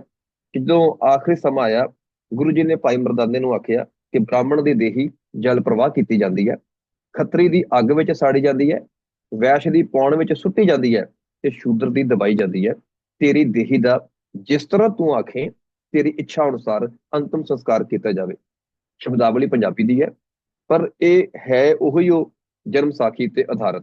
ਤਾਂ ਮਰਦਾਨੇ ਦਾ ਉੱਤਰ ਸੀ, ਮਹਾਰਾਜ, ਤੁਹਾਡੇ ਉਪਦੇਸ਼ ਨਾਲ ਮੇਰਾ ਦੇਹ ਅਭਿਮਾਨ ਉੱਕਾ ਹੀ ਨਾਸ ਹੋ ਚੁੱਕਿਆ ਹੈ। ਚੌਹਾਂ ਵਰਨਾਂ ਦੀਆਂ ਦੇਹੀਆਂ ਦੇ ਅੰਤਮ ਸੰਸਕਾਰ ਦੇ ਢੰਗ ਵੀ ਹੰਕਾਰ ਨਾਲ ਸੰਬੰਧ ਰੱਖਦੇ ਆ। ਮੈਂ ਤਾਂ ਆਪਣੀ ਆਤਮਾ ਨੂੰ ਕੇਵਲ ਆਪਣੇ ਸਰੀਰ ਦੀ ਸਾਖੀ ਸਮਝਦਾ ਕਿ ਮੈਨੂੰ ਦੇਹੀ ਦਾ ਖਿਆਲ ਹੀ ਨਹੀਂ ਹੈ। ਜਿਵੇਂ ਮਹਾਰਾਜ ਦੀ ਇੱਛਾ ਹੋਵੇ ਤਿਵੇਂ ਹੀ ਕਰੋ। ਤਦ ਗੁਰੂ ਬਾਬੇ ਨੇ ਕਿਹਾ ਕਿ ਤੇਰੀ ਸਮਾਧ ਬਣਾ ਕੇ ਤੈਨੂੰ ਜਗਤ ਵਿੱਚ ਮਸ਼ਹੂਰ ਕਰ ਦਈਏ। ਮਰਦਾਨਾ ਆਖਦਾ ਹੈ ਕਿ ਮਹਾਰਾਜ, ਜਦ ਮੇਰੀ ਆਤਮਾ ਸਰੀਰ ਰੂਪੀ ਸਮਾਧ ਵਿੱਚੋਂ ਨਿਕਲ ਜਾਏਗੀ ਤਾਂ ਉਸ ਨੂੰ ਫਿਰ ਪੱਥਰ ਜਾਂ ਇੱਟਾਂ ਗਾਰੇ ਦੀ ਸਮਾਧ ਵਿੱਚ ਕਿਉਂ ਬੰਦ ਕਰਦੇ ਹੋ? ਗੁਰੂ ਜੀ ਨੇ ਕਿਹਾ, ਮਰਦਾਨਿਆ, ਤੂੰ ਬ੍ਰਹਮ ਨੂੰ ਪਛਾਣ ਲਿਆ, ਤੂੰ ਅਸਲ ਬ੍ਰਾਹਮਣ ਹੈ, ਇਸ ਲਈ ਅਸੀਂ ਤੇਰੀ ਦੇਹੀ ਜਲ ਪ੍ਰਵਾਹ ਹੀ ਕਰਾਂਗੇ। ਹੁਣ ਉਹ ਮੁਸਲਮਾਨ ਪਰਿਵਾਰ ਨਾਲ ਸੰਬੰਧ ਰੱਖਦਾ ਸੀਗਾ, ਪਰ ਇੱਥੇ ਬ੍ਰਾਹਮਣ ਆਖ ਦਿੱਤਾ ਗਿਆ। ਜੋ ਜਲ ਦੀ ਧਾਰਾ ਨਾਲ ਇੱਕਮਿਕ ਹੋ ਜਾਏ, ਇਸ ਲਈ ਤੂੰ ਜਾ ਕੇ ਦਰਿਆ ਦੇ ਕੰਢੇ ਤੇ ਬੈਠ ਜਾ ਤੇ ਖੁਦਾ ਦਾ ਧਿਆਨ ਧਰ, ਉਹਦਾ ਨਾਮ ਜਪ, ਤੇਰੀ ਆਤਮਾ ਅਖੀਰ ਉਸ ਬ੍ਰਹਮ ਵਿੱਚ ਲੀਨ ਹੋਵੇਗੀ। ਤੋ ਇਸ ਤਰੀਕੇ ਦੇ ਨਾਲ ਅੰਤ ਜਿਹੜਾ ਆ ਉਹ ਗੁਰੂ ਨਾਨਕ ਸਾਹਿਬ ਜੀ ਦੀ ਹਜ਼ੂਰੀ ਦੇ ਵਿੱਚ ਭਾਈ ਮਰਦਾਨਾ ਜੀ ਦਾ ਹੁੰਦਾ ਆ। ਦੂਜੇ ਨੰਬਰ ਤੇ ਜਿਹੜੀ ਖਾਸ ਤੌਰ ਤੇ ਗੱਲ ਕਰਨ ਵਾਲੀ ਹੈ ਕਿ ਇੱਥੇ ਵੀ ਜਿਹੜੇ ਆ ਦੋ ਚੀਜ਼ਾਂ ਆ ਕਿ ਇੱਕ ਸਾਡੇ ਵਿਦਵਾਨ ਜਿਹੜੇ ਨੇ ਉਹ ਮੰਨਦੇ ਨੇ ਕਿ ਅਫਗਾਨਿਸਤਾਨ ਦੇ ਦਰਿਆ ਕੁਰਮ ਦੇ ਕੰਢੇ ਭਾਈ ਮਰਦਾਨਾ ਜੀ ਦਾ ਦੇਹਾਂਤ ਹੁੰਦਾ ਆ। ਦੂਸਰੇ ਪਾਸੇ ਇਹ ਮੰਨਿਆ ਜਾਂਦਾ ਹੈ ਕਿ ਜਿਹੜੀ ਸਾਡੀ ਗੁਰੂ ਨਾਨਕ ਪਾਤਸ਼ਾਹ ਦੀ ਕਰਮ ਭੂਮੀ, ਜਿਹਨੂੰ ਅਸੀਂ ਕਰਤਾਰਪੁਰ ਸਾਹਿਬ ਦੇ ਨਾਮ ਨਾਲ ਜਾਣਦੇ ਹਾਂ, ਉੱਥੇ ਜਿਹੜਾ ਆ ਅੰਤਮ ਸਾਹ ਜਿਹੜੇ ਨੇ ਉਹ ਭਾਈ ਮਰਦਾਨਾ ਜੀ ਲੈਂਦੇ ਨੇ। ਮਕਾਲਿਫ ਨੇ ਵੀ ਕਰਤਾਰਪੁਰ ਕਿਹਾ ਆ। ਵੈਸੇ ਬਹੁਤੇ ਵਿਦਵਾਨ ਜਿਹੜੇ ਨੇ ਕਰਤਾਰਪੁਰ ਮੰਨਦੇ ਨੇ, ਪਰ ਕੁਝ ਪਿਛਲੇ ਸਰੋਤ ਜਿਹੜੇ ਨੇ ਜਾਂ ਮੈਂ ਕੁਝ ਇੰਟਰਨੈਟ ਤੋਂ ਜੋ ਜਾਣਕਾਰੀ ਪ੍ਰਾਪਤ ਕੀਤੀ, ਉਹ ਅਫਗਾਨਿਸਤਾਨ ਵਿੱਚ ਦਰਿਆ ਕੁਰਮ ਦੇ ਕੰਢੇ ਮੰਨਦੇ ਆ। ਖੈਰ, ਸਤਿਗੁਰੂ ਸੱਚੇ ਪਾਤਸ਼ਾਹ ਨੇ ਆਪਣੇ ਹੱਥੀਂ ਉਹਨਾਂ ਦਾ ਦਾਹ ਸੰਸਕਾਰ ਕੀਤਾ ਆ। ਵਾਪਸ ਜਦੋਂ ਪਹੁੰਚੇ ਨੇ ਤੇ ਉਸ ਵੇਲੇ ਦਾ ਜਿਹੜਾ ਦ੍ਰਿਸ਼ ਹੈ ਉਹ ਵੀ ਬਹੁਤ ਸੋਹਣਾ ਚਿੱਤਰਿਆ ਗਿਆ ਆ ਕਿ ਜਦੋਂ ਪਰਿਵਾਰ ਦੇ ਜੀਆਂ ਨੇ ਪੁੱਛ ਕੀਤੀ ਹੈ ਕਿ ਪਿਤਾ ਜੀ ਕਿੱਥੇ ਨੇ, ਤਾਂ ਸਤਿਗੁਰੂ ਸੱਚੇ ਪਾਤਸ਼ਾਹ ਦਾ ਜਵਾਬ ਸੀ ਕਿ ਉਹ ਆਪਣੇ ਨਿੱਜ ਸਥਾਨ ਵੱਲ ਚਲੇ ਗਏ ਨੇ। ਉਹਨਾਂ ਨੇ ਬਹੁਤ ਕੁਝ ਪ੍ਰਾਪਤ ਕੀਤਾ। ਜੋ ਕੁਝ ਉਹਨਾਂ ਨੇ ਪ੍ਰਾਪਤ ਕੀਤਾ ਉਹ ਅੱਗੇ ਵੰਡਣਾ ਵੀ ਜ਼ਰੂਰੀ ਹੈ। ਤੁਸੀਂ ਦੱਸੋ ਤੁਹਾਨੂੰ ਕੀ ਚਾਹੀਦਾ ਆ? ਤੇ ਉਸ ਵੇਲੇ ਸਜਾਦਾ ਦਾ ਜ਼ਿਕਰ ਹੈ, ਰਜਾਦਾ ਦਾ ਜ਼ਿਕਰ ਨਹੀਂ, ਸਜਾਦਾ ਦਾ ਜ਼ਿਕਰ ਹੈ। ਉਹ ਆਖਣ ਲੱਗੀ ਬਾਬਾ ਨਾਨਕ ਨੂੰ, ਬਾਬਾ ਜੀ ਤੁਸੀਂ ਜਾਣੀ ਜਾਣੋ, ਜੋ ਤੁਹਾਡੀ ਇੱਛਾ ਆ ਤਿਹਾ ਹੋਸੀ। ਜੋ ਤੁਹਾਨੂੰ ਚੰਗਾ ਲੱਗਦਾ ਆ ਉਹੀ ਹੁਕਮ ਕਰੋ। ਜੋ ਤੁਸੀਂ ਬਾਬੇ ਨੂੰ ਦਿੱਤਾ ਸੀ, ਯਾਨੀ ਕਿ ਸਾਡੇ ਬਾਪ ਭਾਈ ਮਰਦਾਨਾ ਜੀ ਨੂੰ ਦਿੱਤਾ ਸੀ, ਉਹੀ ਸਾਨੂੰ ਬਖਸ਼ ਦਿਓ। ਤੇ ਕਹਿੰਦੇ ਨੇ ਰਬਾਬ ਜੋ ਹੁਣ ਮਰਦਾਨੇ ਤੋਂ ਬਿਨਾਂ ਖਾਮੋਸ਼ ਬੈਠੀ ਸੀ, ਖਾਮੋਸ਼ ਪਈ ਸੀ, ਸਤਿਗੁਰੂ ਗੁਰੂ ਨਾਨਕ ਪਾਤਸ਼ਾਹ ਨੇ ਉਸ ਰਬਾਬ ਨੂੰ ਕਿੱਲੀ ਤੋਂ ਉਤਾਰ ਕੇ ਸਜਾਦਾ ਨੂੰ ਜਿਹੜੀ ਹੈ ਤੋਹਫੇ ਵਜੋਂ ਦਿੱਤੀ।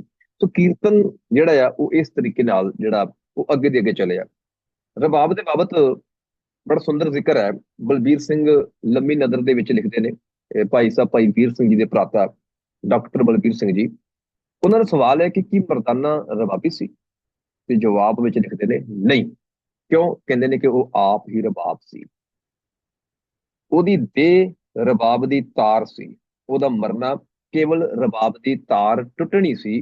ਰਬਾਬ ਸਾਬਤ ਹੈ, ਚਾਹੇ ਤਾਰ ਟੁੱਟਣ ਕਰਕੇ ਵੱਜਦੀ ਨਹੀਂ, ਪਰ ਤਾਰ ਦਾ ਟੁੱਟਣਾ ਤਾਂ ਮਾਮੂਲੀ ਗੱਲ ਹੈ। ਤੇ ਅੱਗੇ ਗੁਰੂ ਸਾਹਿਬ ਜੀ ਦੀ ਬਾਣੀ ਵਿੱਚ ਬੜਾ ਸੁੰਦਰ ਸ਼ਬਦ ਉਹ ਲਿਖਦੇ ਨੇ, ਟੂਟੀ ਤੰਤਰ ਰਬਾਬ ਕੀ, ਵਾਜੇ ਨਹੀਂ ਵਿਜੋਗ, ਵਿਛੜਿਆ ਮੇਲੇ ਪ੍ਰਭੂ, ਨਾਨਕ ਕਰ ਸੰਜੋਗ। ਕਿ ਮਰਦਾਨਾ ਰਬਾਬ ਰੂਪ ਹੋ ਕੇ ਵੱਜ ਗਿਆ ਸੀਗਾ। ਸੋ ਅੱਜ ਜਦੋਂ ਅਸੀਂ ਕੀਰਤਨ ਕਰਨ ਦੀ ਗੱਲ ਕੀਤੀ ਹੈ, ਜਦੋਂ ਕਲਾਸ ਸ਼ੁਰੂ ਹੋਣ ਤੋਂ ਪਹਿਲਾਂ ਵੀ ਜ਼ਿਕਰ ਕਰ ਰਹੇ ਸੀ ਭਾਈ ਸਾਹਿਬ, ਮੈਨੂੰ ਪਤਾ ਨਹੀਂ ਕੌਣ ਸਾਹਿਬ ਸਨ, ਉਹ ਗੱਲਬਾਤ ਕਰਦੇ ਪਏ ਸੀ ਵੀ ਫਲਾਣਾ ਰਾਗੀ ਸਿੰਘ ਕੀਰਤਨ ਬਹੁਤ ਸੋਹਣਾ ਕਰਦਾ, ਪਰ ਉਹ ਰਾਗਾਂ ਨੂੰ ਸਮੁੰਦਰ ਕਹੀ ਜਾਂਦਾ, ਉਹ ਗੁਰਬਾਣੀ ਨੂੰ ਸਮੁੰਦਰ ਨਹੀਂ ਕਹਿੰਦਾ। ਸੋ ਇਹ ਸਾਡੀ ਬਹੁਤ ਵੱਡੀ ਘਾਟ ਕਿ ਸਾਡੇ ਜਿਹੜੇ ਰੋਲ ਮਾਡਲ ਨੇ ਉਹ ਭਾਈ ਮਰਦਾਨਾ ਜੀ ਹੋਣੇ ਚਾਹੀਦੇ ਸੀ।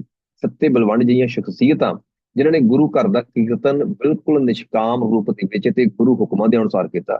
ਪਰ ਅੱਜ 90% ਤੋਂ ਜ਼ਿਆਦਾ ਗੱਲ ਅਲਾਪਾਂ ਦੀ ਜਾਂ ਤਾਨਾਂ ਦੀ ਜਾਂ ਸਰਗਮਾਂ ਦੀ ਤੇ ਇੱਕ ਪਾਸੇ ਰਹੀ। ਸਾਡੇ 90% ਤੋਂ ਜ਼ਿਆਦਾ ਕੀਰਤਨਕਾਰ ਜਿਹੜੇ ਨੇ ਉਹ ਰਾਗਾਂ ਤੋਂ ਬਹੁਤ ਦੂਰ ਨੇ।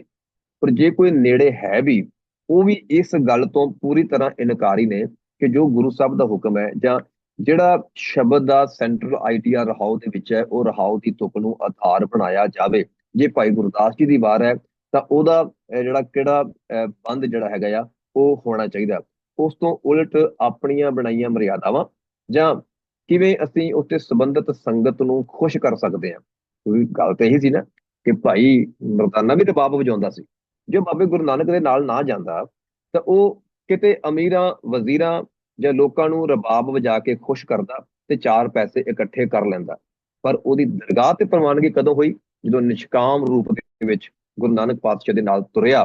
ਤੇ ਜਿੱਥੇ ਅੱਜ ਅਸੀਂ ਕਦੇ ਵੀ ਸਿੱਖਾਂ ਦੀ ਜਦੋਂ ਗੱਲ ਕਰਦਾ, ਸਿੱਖ ਕੌਮ ਦੀ ਗੱਲ ਕਰਦਾ, ਅੱਖਾਂ ਬੰਦ ਕਰਕੇ ਅਸੀਂ ਗੁਰੂ ਨਾਨਕ ਨੂੰ ਚਿੱਤਰਨ ਦੀ ਕੋਸ਼ਿਸ਼ ਕਰੀਏ ਤਾਂ ਗੁਰੂ ਨਾਨਕ ਦਾ ਇਕੱਲੇ ਦਾ ਚਿੱਤਰ ਨਹੀਂ ਚਿੱਤਰਿਆ ਜਾ ਸਕੇਗਾ।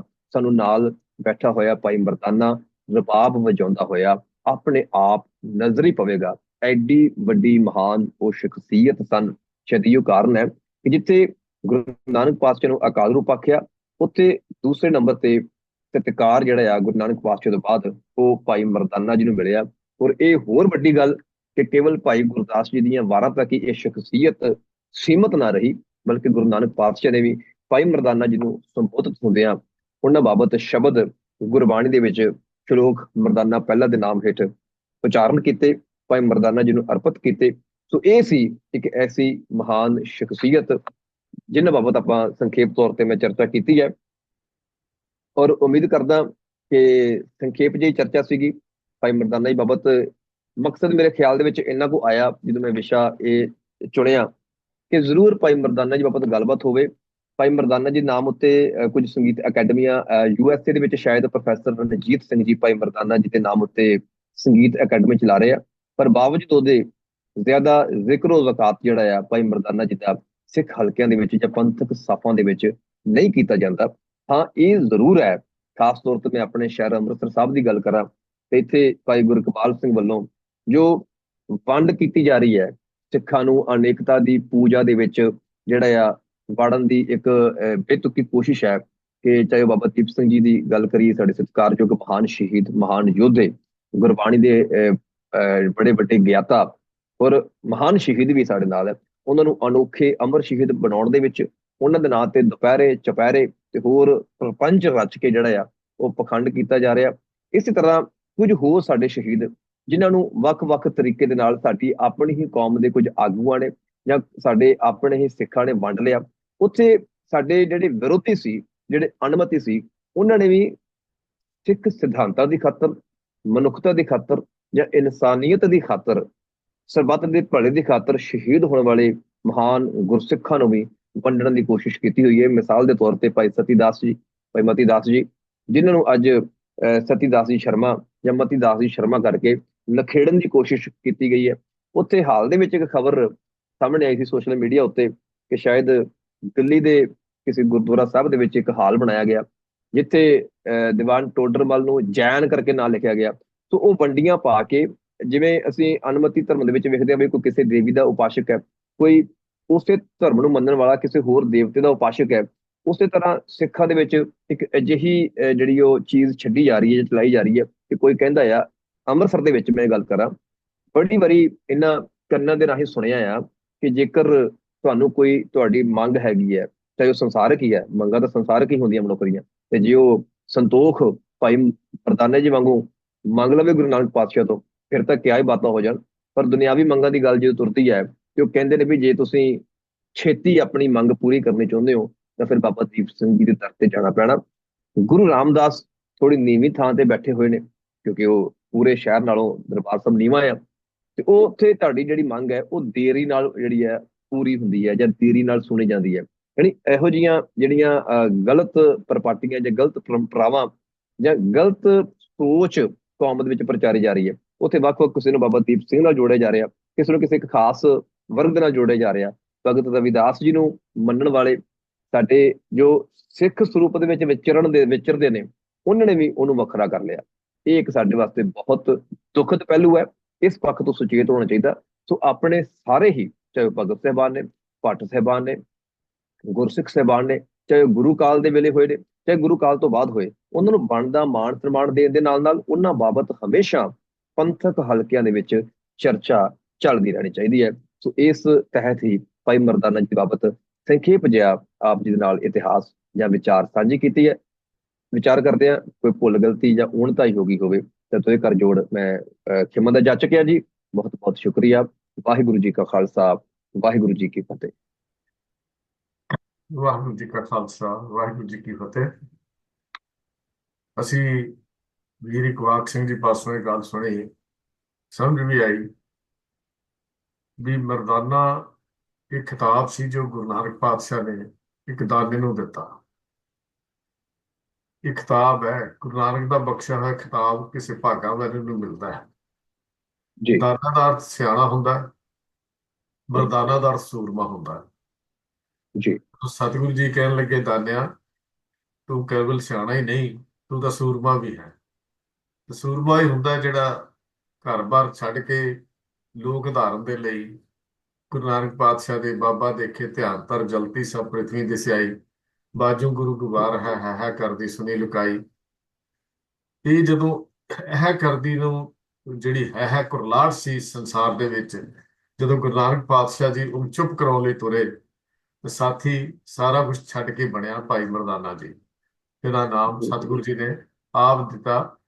ਜਦੋਂ ਆਪਾਂ ਮਹਾਨ ਕੁਸ਼ ਨੂੰ ਪੜ੍ਹਦੇ ਹਾਂ ਤਾਂ ਮਹਾਨ ਕੁਸ਼ ਦੇ ਵਿੱਚ ਵੀ ਇਹਦਾ ਨਾਮ ਦਾਨਾ ਪਹਿਲਾਂ ਲਿਖਿਆ ਮਿਲਦਾ ਹੈ, ਤੇ ਇਹ ਵੀ ਸਾਨੂੰ ਮਿਲਦਾ ਵੀ ਜਨਮ ਜਿਹੜਾ 1459 ਦੇ ਵਿੱਚ ਹੋਇਆ। ਤਲਵੰਡੀ ਦੀ ਜਿਹੜੀ ਸਾਖੀ ਘਟਨਾ ਹੈ ਉਹ ਬੜੀ ਕਮਾਲ ਦੀ ਹੈ, ਕੁਝ ਕਮਾਲ ਦੀ ਹੈ ਕਿ ਗੁਰੂ ਨਾਨਕ ਪਾਤਸ਼ਾਹ ਜੀ ਤਲਵੰਡੀ ਦੇ ਵਿੱਚ, ਜੋ ਸਿੱਖ ਮਿਸ਼ਨ ਕਾਲੇ ਦੀ ਕਿਤਾਬ ਵਿੱਚ ਵੀ ਲਿਖੀ ਹੋਈ ਸਾਖੀ ਮਿਲਦੀ ਹੈ, ਘਟਨਾ ਮਿਲਦੀ ਹੈ ਵੀ ਆਰਾਮ ਕਰ ਰਹੇ ਸੀ ਇੱਕ ਦਰਖਤ ਦੇ ਥੱਲੇ, ਰੁੱਖ ਥੱਲੇ, ਤਾਂ ਕਿਧਰੋਂ ਰਵਾਬ ਦੀ ਆਵਾਜ਼ ਆਉਂਦੀ ਹੈ, ਕੰਨਾਂ ਵਿੱਚ ਪਈ। ਉੱਠ ਕੇ ਉਹ ਰਵਾਬ ਵਜਾਉਣ ਵਾਲੇ ਨੂੰ ਪੁੱਛਿਆ, ਭਾਈ ਤੇਰਾ ਨਾਮ ਕੀ ਹੈ, ਤੇਰਾ ਨਾਮ ਕਿਆ ਹੈ? ਤਾਂ ਉਹਨੇ ਕਿਹਾ, ਜੀ ਮੇਰਾ ਨਾਮ ਦਾਨਾ ਹੈ, ਲੋਕੀ ਮੈਨੂੰ ਮਰਾਸੀ ਆਖਦੇ ਹਨ। ਮਰਾਸੀ ਦਾਨਾ ਮਤਲਬ ਲੋਕੀ ਜੀ ਮਰਾਸੀ ਆਖਦੇ ਹਨ। ਤੇ ਗੁਰੂ ਨਾਨਕ ਸਾਹਿਬ ਨੇ ਕਿਹਾ, ਦਾਨਿਆ ਤੂੰ ਤਾਂ ਰਵਾਬ ਭਲੀ ਵਜਾਉਂਦਾ ਹੈ, ਤੈਨੂੰ ਰਾਗਾਂ ਦੀ ਭਲੀ ਸੋਝੀ ਹੈ, ਜੇ ਤੂੰ ਸਾਡੀ ਸੰਗਤ ਕਰੇ ਤੇ ਇਸ ਰਾਗ ਵਿੱਚ ਕਿਤੇ ਸ਼ਬਦ ਪਾ ਕੇ ਗਾਵੇਂ ਤੇ ਤੇਰਾ ਵੀ ਉਧਾਰ ਹੋ ਜਾਏ ਤੇ ਸੁਣਨ ਵਾਲੇ ਦਾ ਉਧਾਰ ਵੀ ਹੋ ਜਾਏ। ਦੇਖੋ ਕਿਆ ਕਮਾਲ ਦੀ ਗੱਲ ਹੈ ਜਿਹੜੀ ਗੁਰੂ ਨਾਨਕ ਪਾਤਸ਼ਾਹ ਜੀ ਨੇ ਇਹ ਭਾਈ ਮਰਦਾਨਾ ਜੀ ਨੂੰ ਪਹਿਲੀ ਵਾਰੀ ਗੱਲ ਕੀਤੀ। ਤੇ ਦਾਨਾ ਜੀ ਅੱਗੋਂ ਕਹਿਣ ਲੱਗੇ, ਬਾਬਾ ਅਸੀਂ ਤਾਂ ਧਨਾੜ ਲੋਕਾਂ ਦੇ ਅਮੀਰਾਂ ਦੇ ਘਰਾਂ ਵਿੱਚ ਜਾਂਦੇ ਆ, ਜਾ ਕੇ ਉੱਥੋਂ ਰਾਗ ਸੁਣਾਉਂਦੇ ਆ, ਪੈਸੇ ਕਮਾਉਂਦੇ ਆ, ਪਰਿਵਾਰ ਪਾਲਦੇ ਹਾਂ, ਆਪਣੇ ਬੱਚਿਆਂ ਦਾ ਗੁਜ਼ਾਰਾ ਕਰਦੇ ਹਾਂ, ਤੇ ਤੇਰੇ ਨਾਲ ਕੀ ਕਰਾਂਗੇ?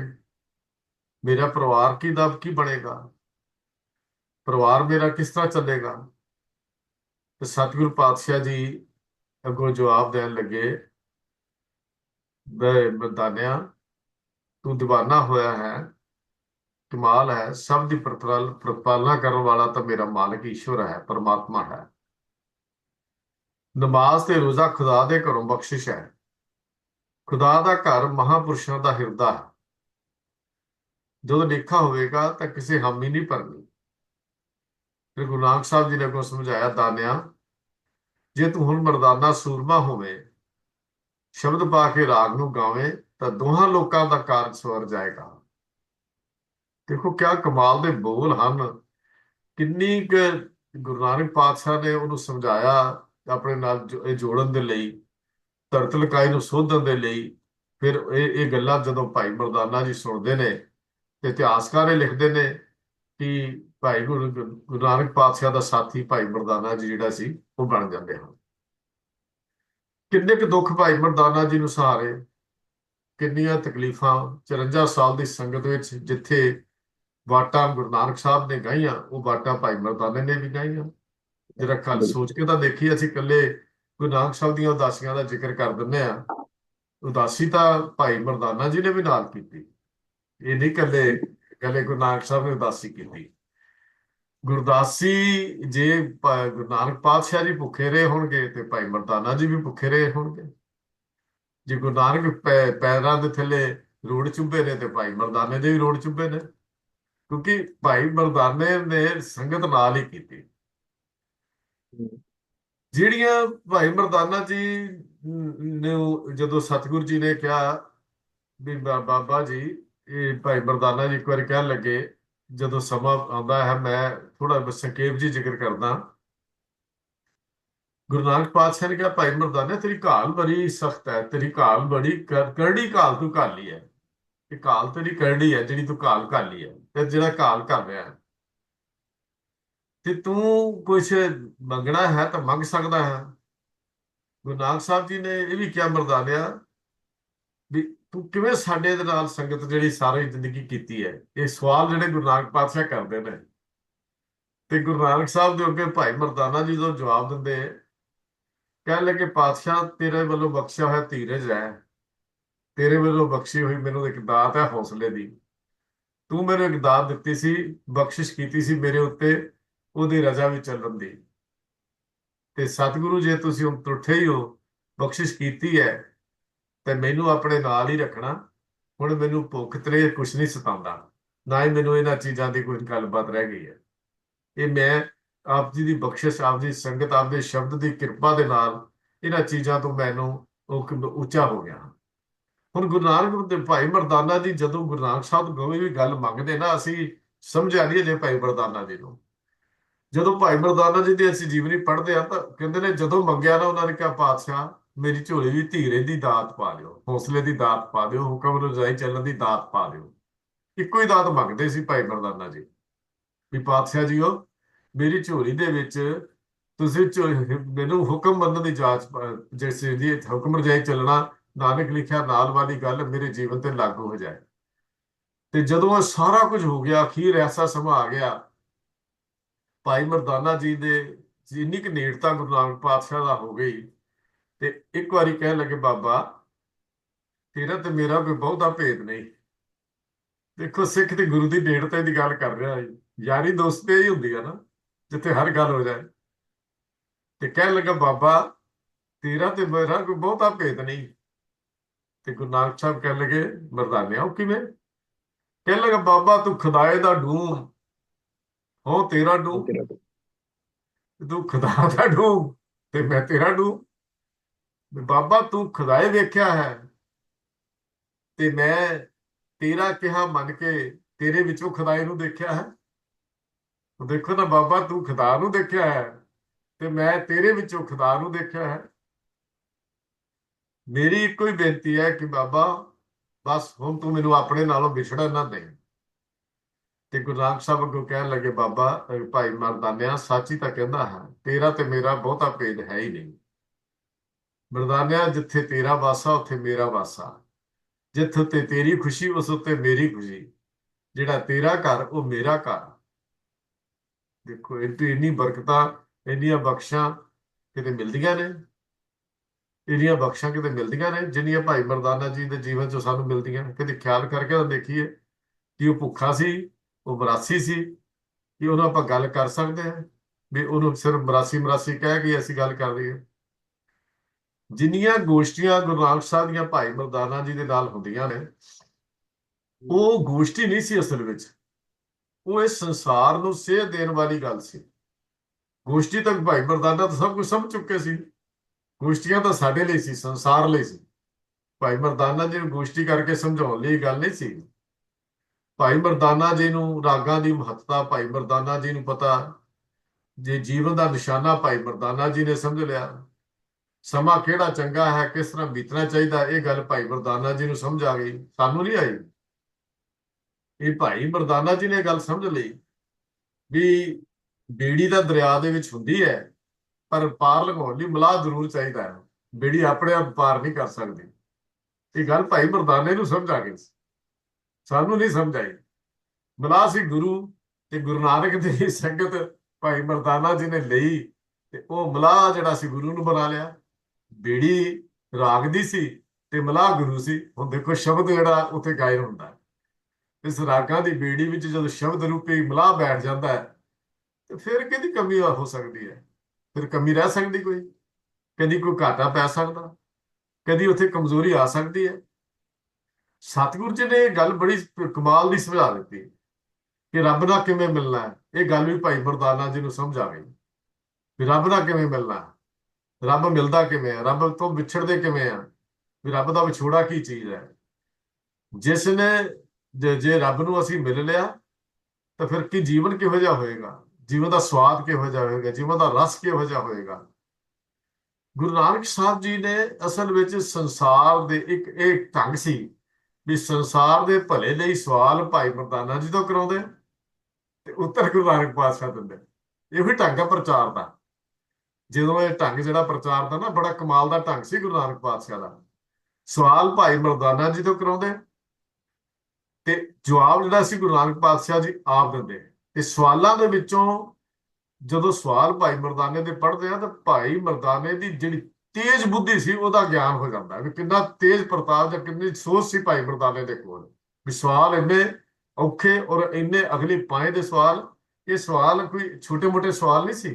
ਦੁਨੀਆ ਦੇ ਬਾਰੇ ਸਵਾਲ ਨਹੀਂ ਸੀ, ਬਾਬਾ ਰੋਟੀ ਦੇ ਨਹੀਂ, ਬਾਬਾ ਮੇਰੀ ਕੰਮ ਪੂਰਾ ਕਰ ਦੇ, ਬਾਬਾ ਆਹ ਕਰ ਦੇ। ਇਹ ਪਰ ਸਵਾਲ ਹੀ ਨਹੀਂ ਕੀਤੇ ਭਾਈ ਮਰਦਾਨਾ ਜੀ ਨੇ, ਸਾਰੀ ਜ਼ਿੰਦਗੀ ਨਹੀਂ ਕੀਤੇ।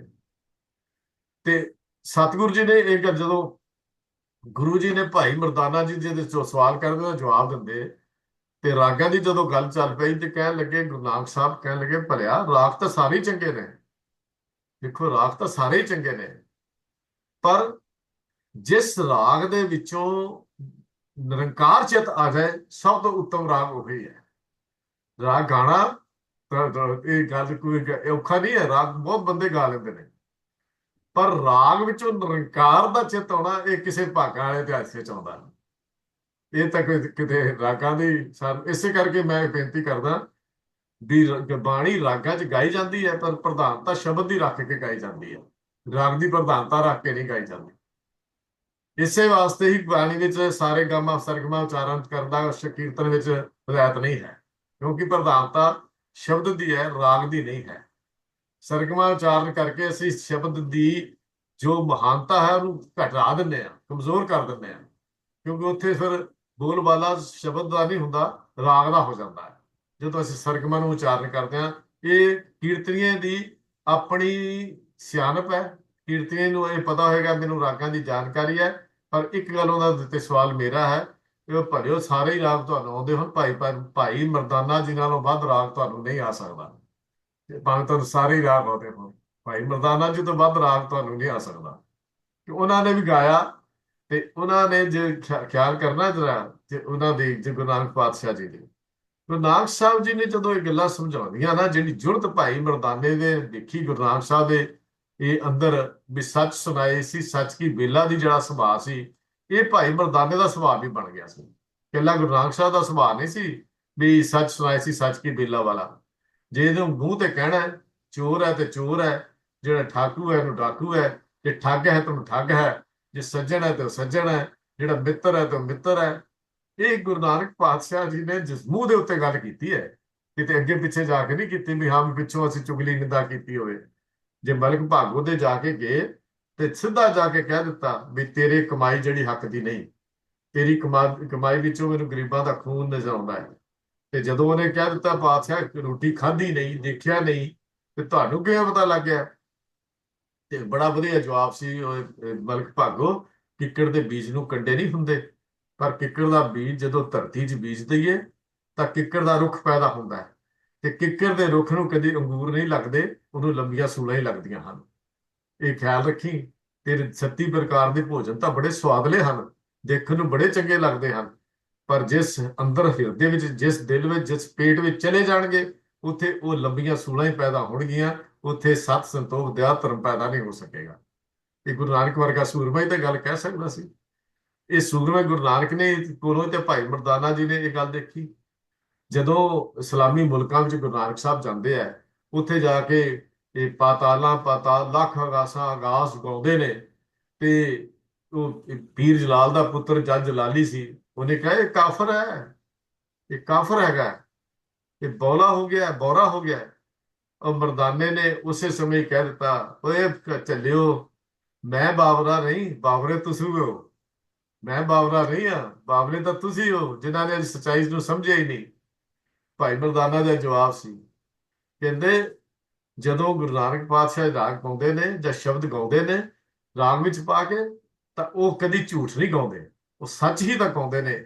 ਨਾਲੇ ਉਹ ਆਪਣਾ ਕੁਝ ਗਾਉਂਦੇ ਹੀ ਨਹੀਂ। ਭਾਈ ਮਰਦਾਨਾ ਜੀ ਇਹ ਗੱਲ ਕਹਿਣ ਲੱਗੇ, ਉਹ ਆਪਣਾ ਤਾਂ ਕੁਝ ਗਾਉਂਦੇ ਹੀ ਨਹੀਂ, ਉਹ ਤੇ ਨਿਰੰਕਾਰ ਦੇ ਦੇਸ਼ ਦੀਆਂ ਬਾਤਾਂ ਗਾਉਂਦੇ ਹਨ, ਨਿਰੰਕਾਰ ਦੇ ਦੇਸ਼ ਦੀਆਂ ਗੱਲਾਂ ਤੁਹਾਡੇ ਅੱਗੇ ਗੱਲ ਕਰਦੇ ਨੇ। ਤਾਂ ਇਹ ਜਦੋਂ ਰਵਾਬ ਇਤਿਹਾਸ ਇਹ ਲਿਖਦਾ ਕਿ ਜਦੋਂ ਰਵਾਬ ਵੱਜਦੀ ਭਾਈ ਮਰਦਾਨਾ ਜੀ ਦੀ, ਤੇ ਲੋਕ ਆਪਣੇ ਆਪ ਹੀ ਖਿੱਚੇ ਆਉਂਦੇ ਸਨ। ਉਸ ਰਵਾਬ ਦੀ ਆਵਾਜ਼ ਨੂੰ ਸੁਣ ਕੇ ਜਿਹੜੇ ਲੋਕ ਜਿਹੜੇ ਨੇ ਖਿੱਚੇ ਆਉਂਦੇ, ਤੇ ਫਿਰ ਬਾਬਾ ਸ਼ਬਦ ਪਾਉਂਦਾ ਉਸ ਰਵਾਬ ਦੀਆਂ ਤੰਦਾਂ ਵਿੱਚ। ਜਦੋਂ ਰਵਾਬ ਵੱਜਦੀ ਤੇ ਜਦੋਂ ਲੋਕ ਇਕੱਠੇ ਹੁੰਦੇ, ਤੇ ਫਿਰ ਗੁਰੂ ਨਾਨਕ ਪਾਤਸ਼ਾਹ ਜੀ ਕਹਿਣ ਲੱਗੇ, ਫਿਰ ਉਹ ਜਿਹੜਾ ਆਉਂਦੀ ਹੈ ਨਾ ਵਾਰ, ਭਾਈ ਗੁਰਦਾਸ ਜੀ ਦੀ ਸੁਨ ਮਨ ਨਗਰੀ ਭਈ, ਦੇਖ ਪੀਰ ਭਿਆ ਹੈਰਾਨਾ। ਉਹ ਸੁਨ ਮਨ ਨਗਰੀ ਕਾਹਦੇ ਨਾਲ ਹੋ ਗਈ ਸੀ? ਉਹ ਕੱਲੀ ਰਵਾਬ ਦੀਆਂ ਤੰਦਾਂ ਨਾਲ ਤਾਂ ਨਹੀਂ ਸੀ ਹੋਈ, ਉਹ ਗੁਰੂ ਨਾਨਕ ਦੇ ਸ਼ਬਦ ਦੀ ਆਵਾਜ਼ ਨਾਲ ਸੁਨ ਮਨ ਨਗਰੀ ਪੈ ਗਈ। ਰਵਾਬ ਭਾਈ ਮਰਦਾਨੇ ਨੇ ਵਜਾਈ, ਤੇ ਸੁਨਮੁ ਨਗਰੀ ਗੁਰੂ ਨਾਨਕ ਦੇ ਸ਼ਬਦ ਨੇ ਕਰ ਦਿੱਤੀ। ਦੇਖੋ ਕਿਆ ਸਾਥ ਸੀ, ਕਿਆ ਮੇਲ ਸੀ ਇਹਨਾਂ ਦਾ। ਜਦ ਗੱਲ ਕਰਦਾ ਗੱਲ ਕਰਕੇ ਤਾਂ ਦੇਖੀਏ, ਗੁਰੂ ਨਾਨਕ ਪਾਤਸ਼ਾਹ ਸੱਚੇ ਪਾਤਸ਼ਾਹ ਜੀ ਨੇ, ਇਹ ਇੱਕ ਢੰਗ ਸੀ ਉਹਨਾਂ ਦੇ ਪ੍ਰਚਾਰ ਦਾ ਜਿਹੜਾ ਸਾਨੂੰ ਸਿੱਖਣ ਦੀ ਲੋੜ ਹੈ। ਇਹ ਕੱਲ ਵੀ ਮੈਂ ਬੇਨਤੀ ਕੀਤੀ ਸੀ, ਇਹ ਵੀ ਵਿਚਾਰ ਤੇ ਤਕਰਾਰ ਦੋ ਚੀਜ਼ਾਂ ਵੱਖਰੀਆਂ ਵੱਖਰੀਆਂ ਹੁੰਦੀਆਂ ਨੇ। ਗੁਰੂ ਨਾਨਕ ਦਾ ਢੰਗ ਵਿਚਾਰ ਦਾ ਸੀ, ਤਕਰਾਰ ਦਾ ਨਹੀਂ ਸੀ। ਸਾਰੀ ਜ਼ਿੰਦਗੀ ਗੁਰੂ ਨਾਨਕ ਨੇ ਵਿਚਾਰ ਦੇ ਨਾਲ ਹੀ ਗੱਲ ਕੀਤੀ। ਤੋ ਗੁਰੂ ਨਾਨਕ ਦੇਵ ਸੱਚੇ ਪਾਤਸ਼ਾਹ ਜੀ ਦੀ ਇਸ ਮਹਾਨ ਸਿੱਖ ਦੀ, ਮੈਂ ਮਹਾਨ ਸਿੱਖ ਕਹਿ ਰਿਹਾ ਕਿ ਮਹਾਨ ਸਿੱਖ ਦੀ ਜਦੋਂ ਗੱਲ ਕਰਦੇ ਆ, ਤੇ ਜਦੋਂ ਭਾਈ ਮਨੀ ਸਿੰਘ ਜੀ ਦੀ ਅਸੀਂ ਪੜ੍ਹਦੇ ਆ ਸਾਖੀਆਂ, ਤੇ ਉਹਦੇ ਵਿੱਚ ਜਦੋਂ ਆਉਂਦਾ ਹੈ, ਭਾਈ ਮਨੀ ਸਿੰਘ ਜੀ ਨੇ ਲਿਖਿਆ ਉਹਦੇ 'ਚ ਵੀ 3 ਸ਼ਰਤਾਂ ਭਾਈ ਮਰਦਾਨਾ ਜੀ ਦੇ ਅੱਗੇ ਰੱਖੀਆਂ ਸੀ। ਬੰਦਾਨਿਆਂ ਕੇਸ ਨਹੀਂ ਕਟਾਉਣੇ, ਸਵੇਰੇ ਉੱਠ ਕੇ ਸਤਨਾਮ ਦਾ ਜਾਪ ਕਰਨਾ, ਤੇ ਲੋੜਵੰਦ ਦੀ ਹਮੇਸ਼ਾ ਸਹਾਇਤਾ ਕਰਨੀ। ਇਹ 3 ਚੀਜ਼ਾਂ ਸੀ ਜਿਹੜੀਆਂ ਉਪਦੇਸ਼ ਸਿੱਖੀ ਦਾ ਹੈ। ਸਿੱਖੀ ਸਾਬਤ ਸੂਰਤ ਰਹਿੰਦੀ ਹੈ, ਸਿੱਖੀ ਸਵੇਰੇ ਉੱਠ ਕੇ ਵਾਹਿਗੁਰੂ ਦੀ ਯਾਦ ਵਿੱਚ ਜੁੜਦੀ ਹੈ, ਔਰ ਸਿੱਖੀ ਜਿਹੜੀ ਹੈ ਸਰਬੱਤ ਦੇ ਭਲੇ ਦੀ ਹੈ। ਭਾਵ ਜਿਹੜਾ ਲੋੜਵੰਦ ਦੀ ਸਹਾਇਤਾ ਕਰਦਾ, ਮਤਲਬ ਸਰਬੱਤ ਦੇ ਭਲੇ ਦੀ ਗੱਲ ਹੈ। ਸਿੱਖੀ 3 ਸਿਧਾਂਤ ਹੈ ਜਿਹੜੇ ਗੁਰੂ ਨਾਨਕ ਦੇਵ ਮਹਾਰਾਜ ਨੇ ਭਾਈ ਮਰਦਾਨਾ ਜੀ ਨੂੰ ਦਿੱਤੇ ਹਨ। ਤੇ ਜਿਹੜੀ ਕਹਾਣੀ ਅਸੀਂ ਦੇਖਦੇ ਆ, ਇੱਕ ਹੋਰ ਗੱਲ ਕਰਦੇ ਆ ਵੀ ਗੁਰੂ ਨਾਨਕ ਪਾਤਸ਼ਾਹ ਨੇ ਭਾਈ ਮਰਦਾਨੇ ਨੂੰ ਸਦਾ ਲਈ ਅਮਰ ਕਰ ਦਿੱਤਾ। ਅਮਰ ਕਿੱਦਾਂ ਕਰ ਦਿੱਤਾ? ਜਦੋਂ ਭਾਈ ਮਰਦਾਨਾ ਜੀ ਦੇ ਨਾਂ ਦੇ ਉੱਤੇ ਸ਼ਲੋਕ ਜਿਹੜੇ ਸੀ ਉਹ ਬਾਣੀ ਰਾਹੀਂ ਉਚਾਰ ਕੇ, ਮਰਦਾਨਾ ਪਹਿਲਾ, ਮਰਦਾਨਾ ਮਹਿਲਾ ਪਹਿਲਾ ਲਿਖ ਕੇ, ਸਤਿਗੁਰ ਪਾਤਸ਼ਾਹ ਸ਼ਲੋਕ ਮਰਦਾਨਾ ਪਹਿਲਾ ਜਿੱਦਾਂ ਲਿਖਿਆ ਹੁੰਦਾ, ਹਲ ਪ੍ਰਾਤਨ ਪੀੜਾਂ ਵਿੱਚ ਸ਼ਲੋਕ ਮਹਿਲਾ, ਸ਼ਲੋਕ ਮਹਿਲਾ ਪਹਿਲਾ ਮਰਦਾਨਾ, ਇਸ ਤਰ੍ਹਾਂ ਲਿਖਿਆ ਮਿਲਦਾ। ਪਰ ਜੋ ਵੀ ਹੈ, ਹੁਣ ਵੀ ਸ਼ਲੋਕ ਮਰਦਾਨਾ ਪਹਿਲਾ 553 ਅੰਕ ਦੇ ਉੱਤੇ ਸਾਨੂੰ ਇਹ ਸ਼ਲੋਕ ਮਿਲਦੇ ਨੇ। ਤੇ ਉਸ ਭਾਈ ਮਰਦਾਨੇ ਨੂੰ ਸਦਾ ਲਈ ਅਮਰ ਕਰ ਦਿੱਤਾ ਤੇ ਗੁਰੂ ਨਾਨਕ ਪਾਤਸ਼ਾਹ ਜੀ ਨੇ। ਦੁਨੀਆ ਰਹਿੰਦੀ ਤੱਕ ਵੀ, ਦੁਨੀਆ ਰਹਿੰਦੀ ਤੱਕ, ਰਹੇ ਨਾ ਰਹੇ, ਦੁਨੀਆ ਵੀ ਤਬਾਹ ਹੋ ਜਾਏ, ਲੇਕਿਨ ਗੁਰੂ ਨਾਨਕ ਦੇ ਸ਼ਬਦ ਵਿੱਚ ਭਾਈ ਮਰਦਾਨਾ ਜੀ ਦੀ ਇਹ ਜ਼ਿੰਦਗੀ ਜਿਹੜੀ ਹੈ, ਇਹ ਜਿਹੜੀ ਸਾਥ ਹੈ, ਇਹ ਕਦੀ ਨਹੀਂ ਮੁੱਕ ਸਕਦਾ। ਕਹਿੰਦੇ ਨੇ ਕਿ ਭਾਈ ਤਕਰੀਬਨ 75 ਸਾਲ ਦੀ ਉਮਰ ਭਾਈ ਮਰਦਾਨਾ ਜੀ ਨੇ ਭੋਗੀ। ਪਰ ਇੱਕ ਗੱਲ ਹੋਰ ਮੈਂ ਬੇਨਤੀ ਕਰਦਿਆਂ, ਗੁਰੂ ਨਾਨਕ ਸਾਹਿਬ ਨੇ 19 ਰਾਗਾਂ ਦੀ ਵਰਤੋਂ ਕੀਤੀ ਹੈ ਆਪਣੀ ਬਾਣੀ ਦੇ ਵਿੱਚ। 19 ਰਾਗ ਵਰਤੇ ਨੇ ਗੁਰੂ ਨਾਨਕ ਸਾਹਿਬ ਨੇ, 19 ਰਾਗਾਂ 'ਚ ਬਾਣੀ ਲਿਖੀ ਹੈ, ਬਾਣੀ ਉਚਾਰਨ ਕੀਤੀ ਹੈ। ਇਹ ਸਮਝ ਲਓ ਕਿ ਸਤਿਗੁਰੂ ਜੀ 19 ਰਾਗ ਗਾਇਆ ਕਰਦੇ ਸਨ। ਹੁਣ ਮੈਂ ਦੂਜੀ ਤਰ੍ਹਾਂ ਗੱਲ ਕਰਦੇ ਹਾਂ, ਇਹ ਸਮਝ ਲਓ, ਇਹ ਮੰਨ ਲਓ ਵੀ ਜੇ 19 ਰਾਗ ਹੈ, ਤੇ ਗੁਰੂ ਨਾਨਕ ਪਾਤਸ਼ਾਹ ਜੀ 19 ਰਾਗ ਜਿਹੜੇ ਸੀ ਉਹ ਗਾਇਆ ਕਰਦੇ ਸੀ। ਤੇ ਭਾਈ ਮਰਦਾਨਾ ਜੀ 19 ਰਾਗਾਂ ਨੂੰ ਗਾਉਣ ਦੇ ਉੱਤੇ ਰਬਾਬ ਵਜਾਉਂਦੇ ਉੱਚ ਕੋਟੀ ਦੇ ਕਲਾਕਾਰ ਸੀ। 19 ਰਾਗਾਂ ਚ ਰਬਾਬਾਂ ਵਜਾਈਆਂ, ਇਹਦੇ ਮਤਲਬ ਤਾਂ ਸਪਸ਼ਟ ਹੋ ਗਿਆ ਵੀ 19 ਰਾਗ ਗੁਰੂ ਨਾਨਕ ਸਾਹਿਬ ਨੇ ਜੇ ਲਿਖੇ ਜਾਂ ਗਾਏ, ਤਾਂ 19 ਰਾਗਾਂ ਵਿੱਚ ਤਾਂ ਭਾਈ ਮਰਦਾਨੇ ਨੇ ਰਬਾਬ ਵਜਾਈ ਹੋਏਗੀ ਨਾ। ਕਿਉਂਕਿ ਭਾਈ ਮਰਦਾਨੇ ਦੀ ਰਬਾਬ ਇਹ ਤਾਂ ਹੈ ਨਹੀਂ ਵੀ ਉਹ ਉਸ ਰਾਗ ਨੂੰ ਨਹੀਂ ਸੀ ਵਜਾਉਂਦੀ। ਆਸਾ ਰਾਗ ਵਜਾਇਆ, ਭੈਰੋਂ ਰਾਗ ਵਜਾਇਆ, ਗੁਰੂ ਨਾਨਕ ਸਾਹਿਬ ਨੇ ਪ੍ਰਭਾਤੀ ਵਿੱਚ ਗਾਇਆ, ਸੂਹੀ ਵਿੱਚ ਗਾਇਆ, ਬਲਾਵਲ ਵਿੱਚ ਗਾਇਆ, ਰਾਮਕਲੀ, ਤੁਖਾਰੀ, ਗੁਜਰੀ, ਸਾਰੰਗ, ਸ਼੍ਰੀ ਰਾਗ, ਗੌੜੀ, ਧਨਾਸਰੀ, ਤਲੰਗ, ਤੇ ਮਾਰੂ, ਬੜਹੰਸ, ਸੂਰਠ, ਮਲਾਰ, ਬਸੰਤ, ਕਾਨੜਾ। ਇਹ ਹੋ ਸਕਦਾ ਮੈਂ ਤਰਤੀਬ ਚ ਨਹੀਂ ਰਾਗਾਂ ਦਾ ਨਾਮ ਲਿਆ, ਕੋਈ ਜਿੱਦਾਂ ਜਿੱਦਾਂ ਮੈਨੂੰ ਯਾਦ ਆਉਂਦੇ ਗਏ ਮੈਂ ਤੁਹਾਡੇ ਨਾਲ ਸਾਂਝ ਕਰਦਾ ਰਿਹਾ। 19 ਰਾਗ ਇਹ ਗਾਏ ਨੇ, ਤਰਤੀਬਵਾਰ ਮੈਂ ਨਹੀਂ ਲੈ ਸਕਿਆ ਕਿਉਂਕਿ ਸ਼੍ਰੀ ਰਾਗ ਤੋਂ ਲੈ ਕੇ ਇਸ ਤਰ੍ਹਾਂ ਮੈਂ ਨਹੀਂ ਗੱਲ ਕਰ ਸਕਿਆ, ਲੇਕਿਨ 19 ਰਾਗ ਜਿਹੜੇ ਉਹਨਾਂ ਦੇ ਵਿੱਚ ਬਾਣੀ ਗਾਈ। ਤੋਂ ਗੁਰੂ ਨਾਨਕ ਦੇਵ ਸੱਚੇ ਪਾਤਸ਼ਾਹ ਜੀ ਦੇ ਜੀਵਨ ਕਾਲ ਤੋਂ ਅਸੀਂ ਜਦੋਂ ਇਹ ਪੂਰੀ ਜੀਵਨ ਹਸਤੀ ਵਿੱਚੋਂ ਭਾਈ ਮਰਦਾਨੇ ਦਾ ਜ਼ਿਕਰ ਕਰਾਂਗੇ, ਮੈਂ ਇਹ ਵੀ ਗੱਲ ਕਹਿ ਦਿਆਂ ਕਿ ਭਾਈ ਮਰਦਾਨੇ ਤੇ ਜ਼ਿਕਰ ਤੋਂ ਬਿਨਾ ਗੁਰੂ ਨਾਨਕ ਸਾਹਿਬ ਦੇ ਜੀਵਨ ਇਤਿਹਾਸ ਨੂੰ ਸੁਣਨਾ ਵੀ ਸਾਡਾ ਨਾਲ ਅਧੂਰਾ ਜਿਹਾ ਜਾਪੇਗਾ। ਕਿਉਂਕਿ ਭਾਈ ਮਰਦਾਨਾ ਇੱਕ ਐਸੀ ਸ਼ਖਸੀਅਤ ਸੀ ਜਿਸ ਨੇ ਆਪਣੇ ਜੀਵਨ ਕਾਲ ਵਿੱਚ ਗੁਰੂ ਨਾਨਕ ਪਾਤਸ਼ਾਹ ਜੀ ਦੀ ਸੰਗਤ ਮਾਣੀ, ਔਰ ਇਹ ਗੱਲ ਕਹਿ ਕੇ ਕਿ ਬਾਬਾ ਬਸ ਇੱਥੇ ਤਾਂ ਰੱਖ ਲਿਆ। ਇੱਕ ਗੱਲ ਹੋਰ ਸੱਚ ਕਹਿ ਕੇ ਸਮਾਪਤੀ ਕਰਦਾ। ਜਦੋਂ ਭਾਈ ਮਰਦਾਨਾ ਜੀ ਦਾ ਅੰਤਮ ਸਮਾਂ ਆਇਆ ਤੇ ਗੁਰੂ ਨਾਨਕ ਪਾਤਸ਼ਾਹ ਜੀ ਉਹਨਾਂ ਨੂੰ ਗਏ ਤੇ ਮਿਲੇ ਉਹਨਾਂ ਦੇ ਨਾਲ, ਜੋ ਕਹਿਣ ਲੱਗੇ, ਮਰਦਾਨਿਆਂ ਇੰਨੇ ਸਾਲ ਰਬਾਬ ਵਜਾਈ, ਤੇ ਇਸ ਰਬਾਬ ਨੂੰ ਵਜਾਉਂਦਿਆਂ ਕਈ ਵਾਰੀ ਰਬਾਬ ਦੀਆਂ ਤੰਦਾਂ ਟੁੱਟ ਜਾਂਦੀਆਂ, ਪਰ ਮਰਦਾਨਿਆਂ ਇੰਨਾ ਕਿ ਤੂੰ ਨਪੁੰਸ ਹੈ ਕਿ ਰਬਾਬ ਦੀਆਂ ਤੰਦਾਂ ਨੂੰ ਫਿਰ ਜੋੜ ਲੈਂਦਾ। ਪਰ ਅੱਜ ਜੋ ਰਬਾਬ ਦੀ ਤੰਦ ਟੁੱਟਣ ਲੱਗੀ ਹੈ ਮਰਦਾਨਿਆਂ, ਇਹ ਕਰਤਾਰ ਦੇ ਹੁਕਮ ਵਿੱਚ ਹੁਣ ਦੁਬਾਰਾ ਨਹੀਂ ਜੁੜਦੀ। ਦੇਖੋ, ਇਹ ਗੁਰੂ ਨਾਨਕ ਪਾਤਸ਼ਾਹ ਭਾਈ ਮਰਦਾਨਾ ਜੀ ਦੇ ਸਾਥ ਪਿਆਰ ਕਿੰਨਾ ਹੈ ਵੀ ਕਈ ਵਾਰੀ ਰਬਾਬ ਦੀ ਤੰਦ ਵਜਾਈ ਤੇ ਟੁੱਟ ਗਈ, ਜੋੜ ਲਈ, ਪਰ ਹੁਣ ਜਿਹੜੀ ਰਬਾਬ ਦੀ ਤੰਦ ਟੁੱਟੀ ਹੈ, ਜੀਵਨ ਰੂਪੀ ਰਬਾਬ ਦੀ ਤੰਦ ਟੁੱਟ ਚੱਲੀ ਹੈ, ਇਹ ਨਹੀਂ ਜੁੜਦੀ। ਇਹ ਤਾਂ ਕਰਤਾਰ ਦੇ ਘਰ ਦੀਆਂ ਗੱਲਾਂ ਹਨ, ਉਹ ਹੀ ਜਾਣਦਾ। ਤੋ ਅੱਜ ਇਹ ਇਤਿਹਾਸ ਅਸੀਂ ਸੁਣਿਆ ਭਾਈ ਮਰਦਾਨਾ ਜੀ ਦੇ ਜੀਵਨ ਕਾਲ ਦੇ ਵਿੱਚੋਂ।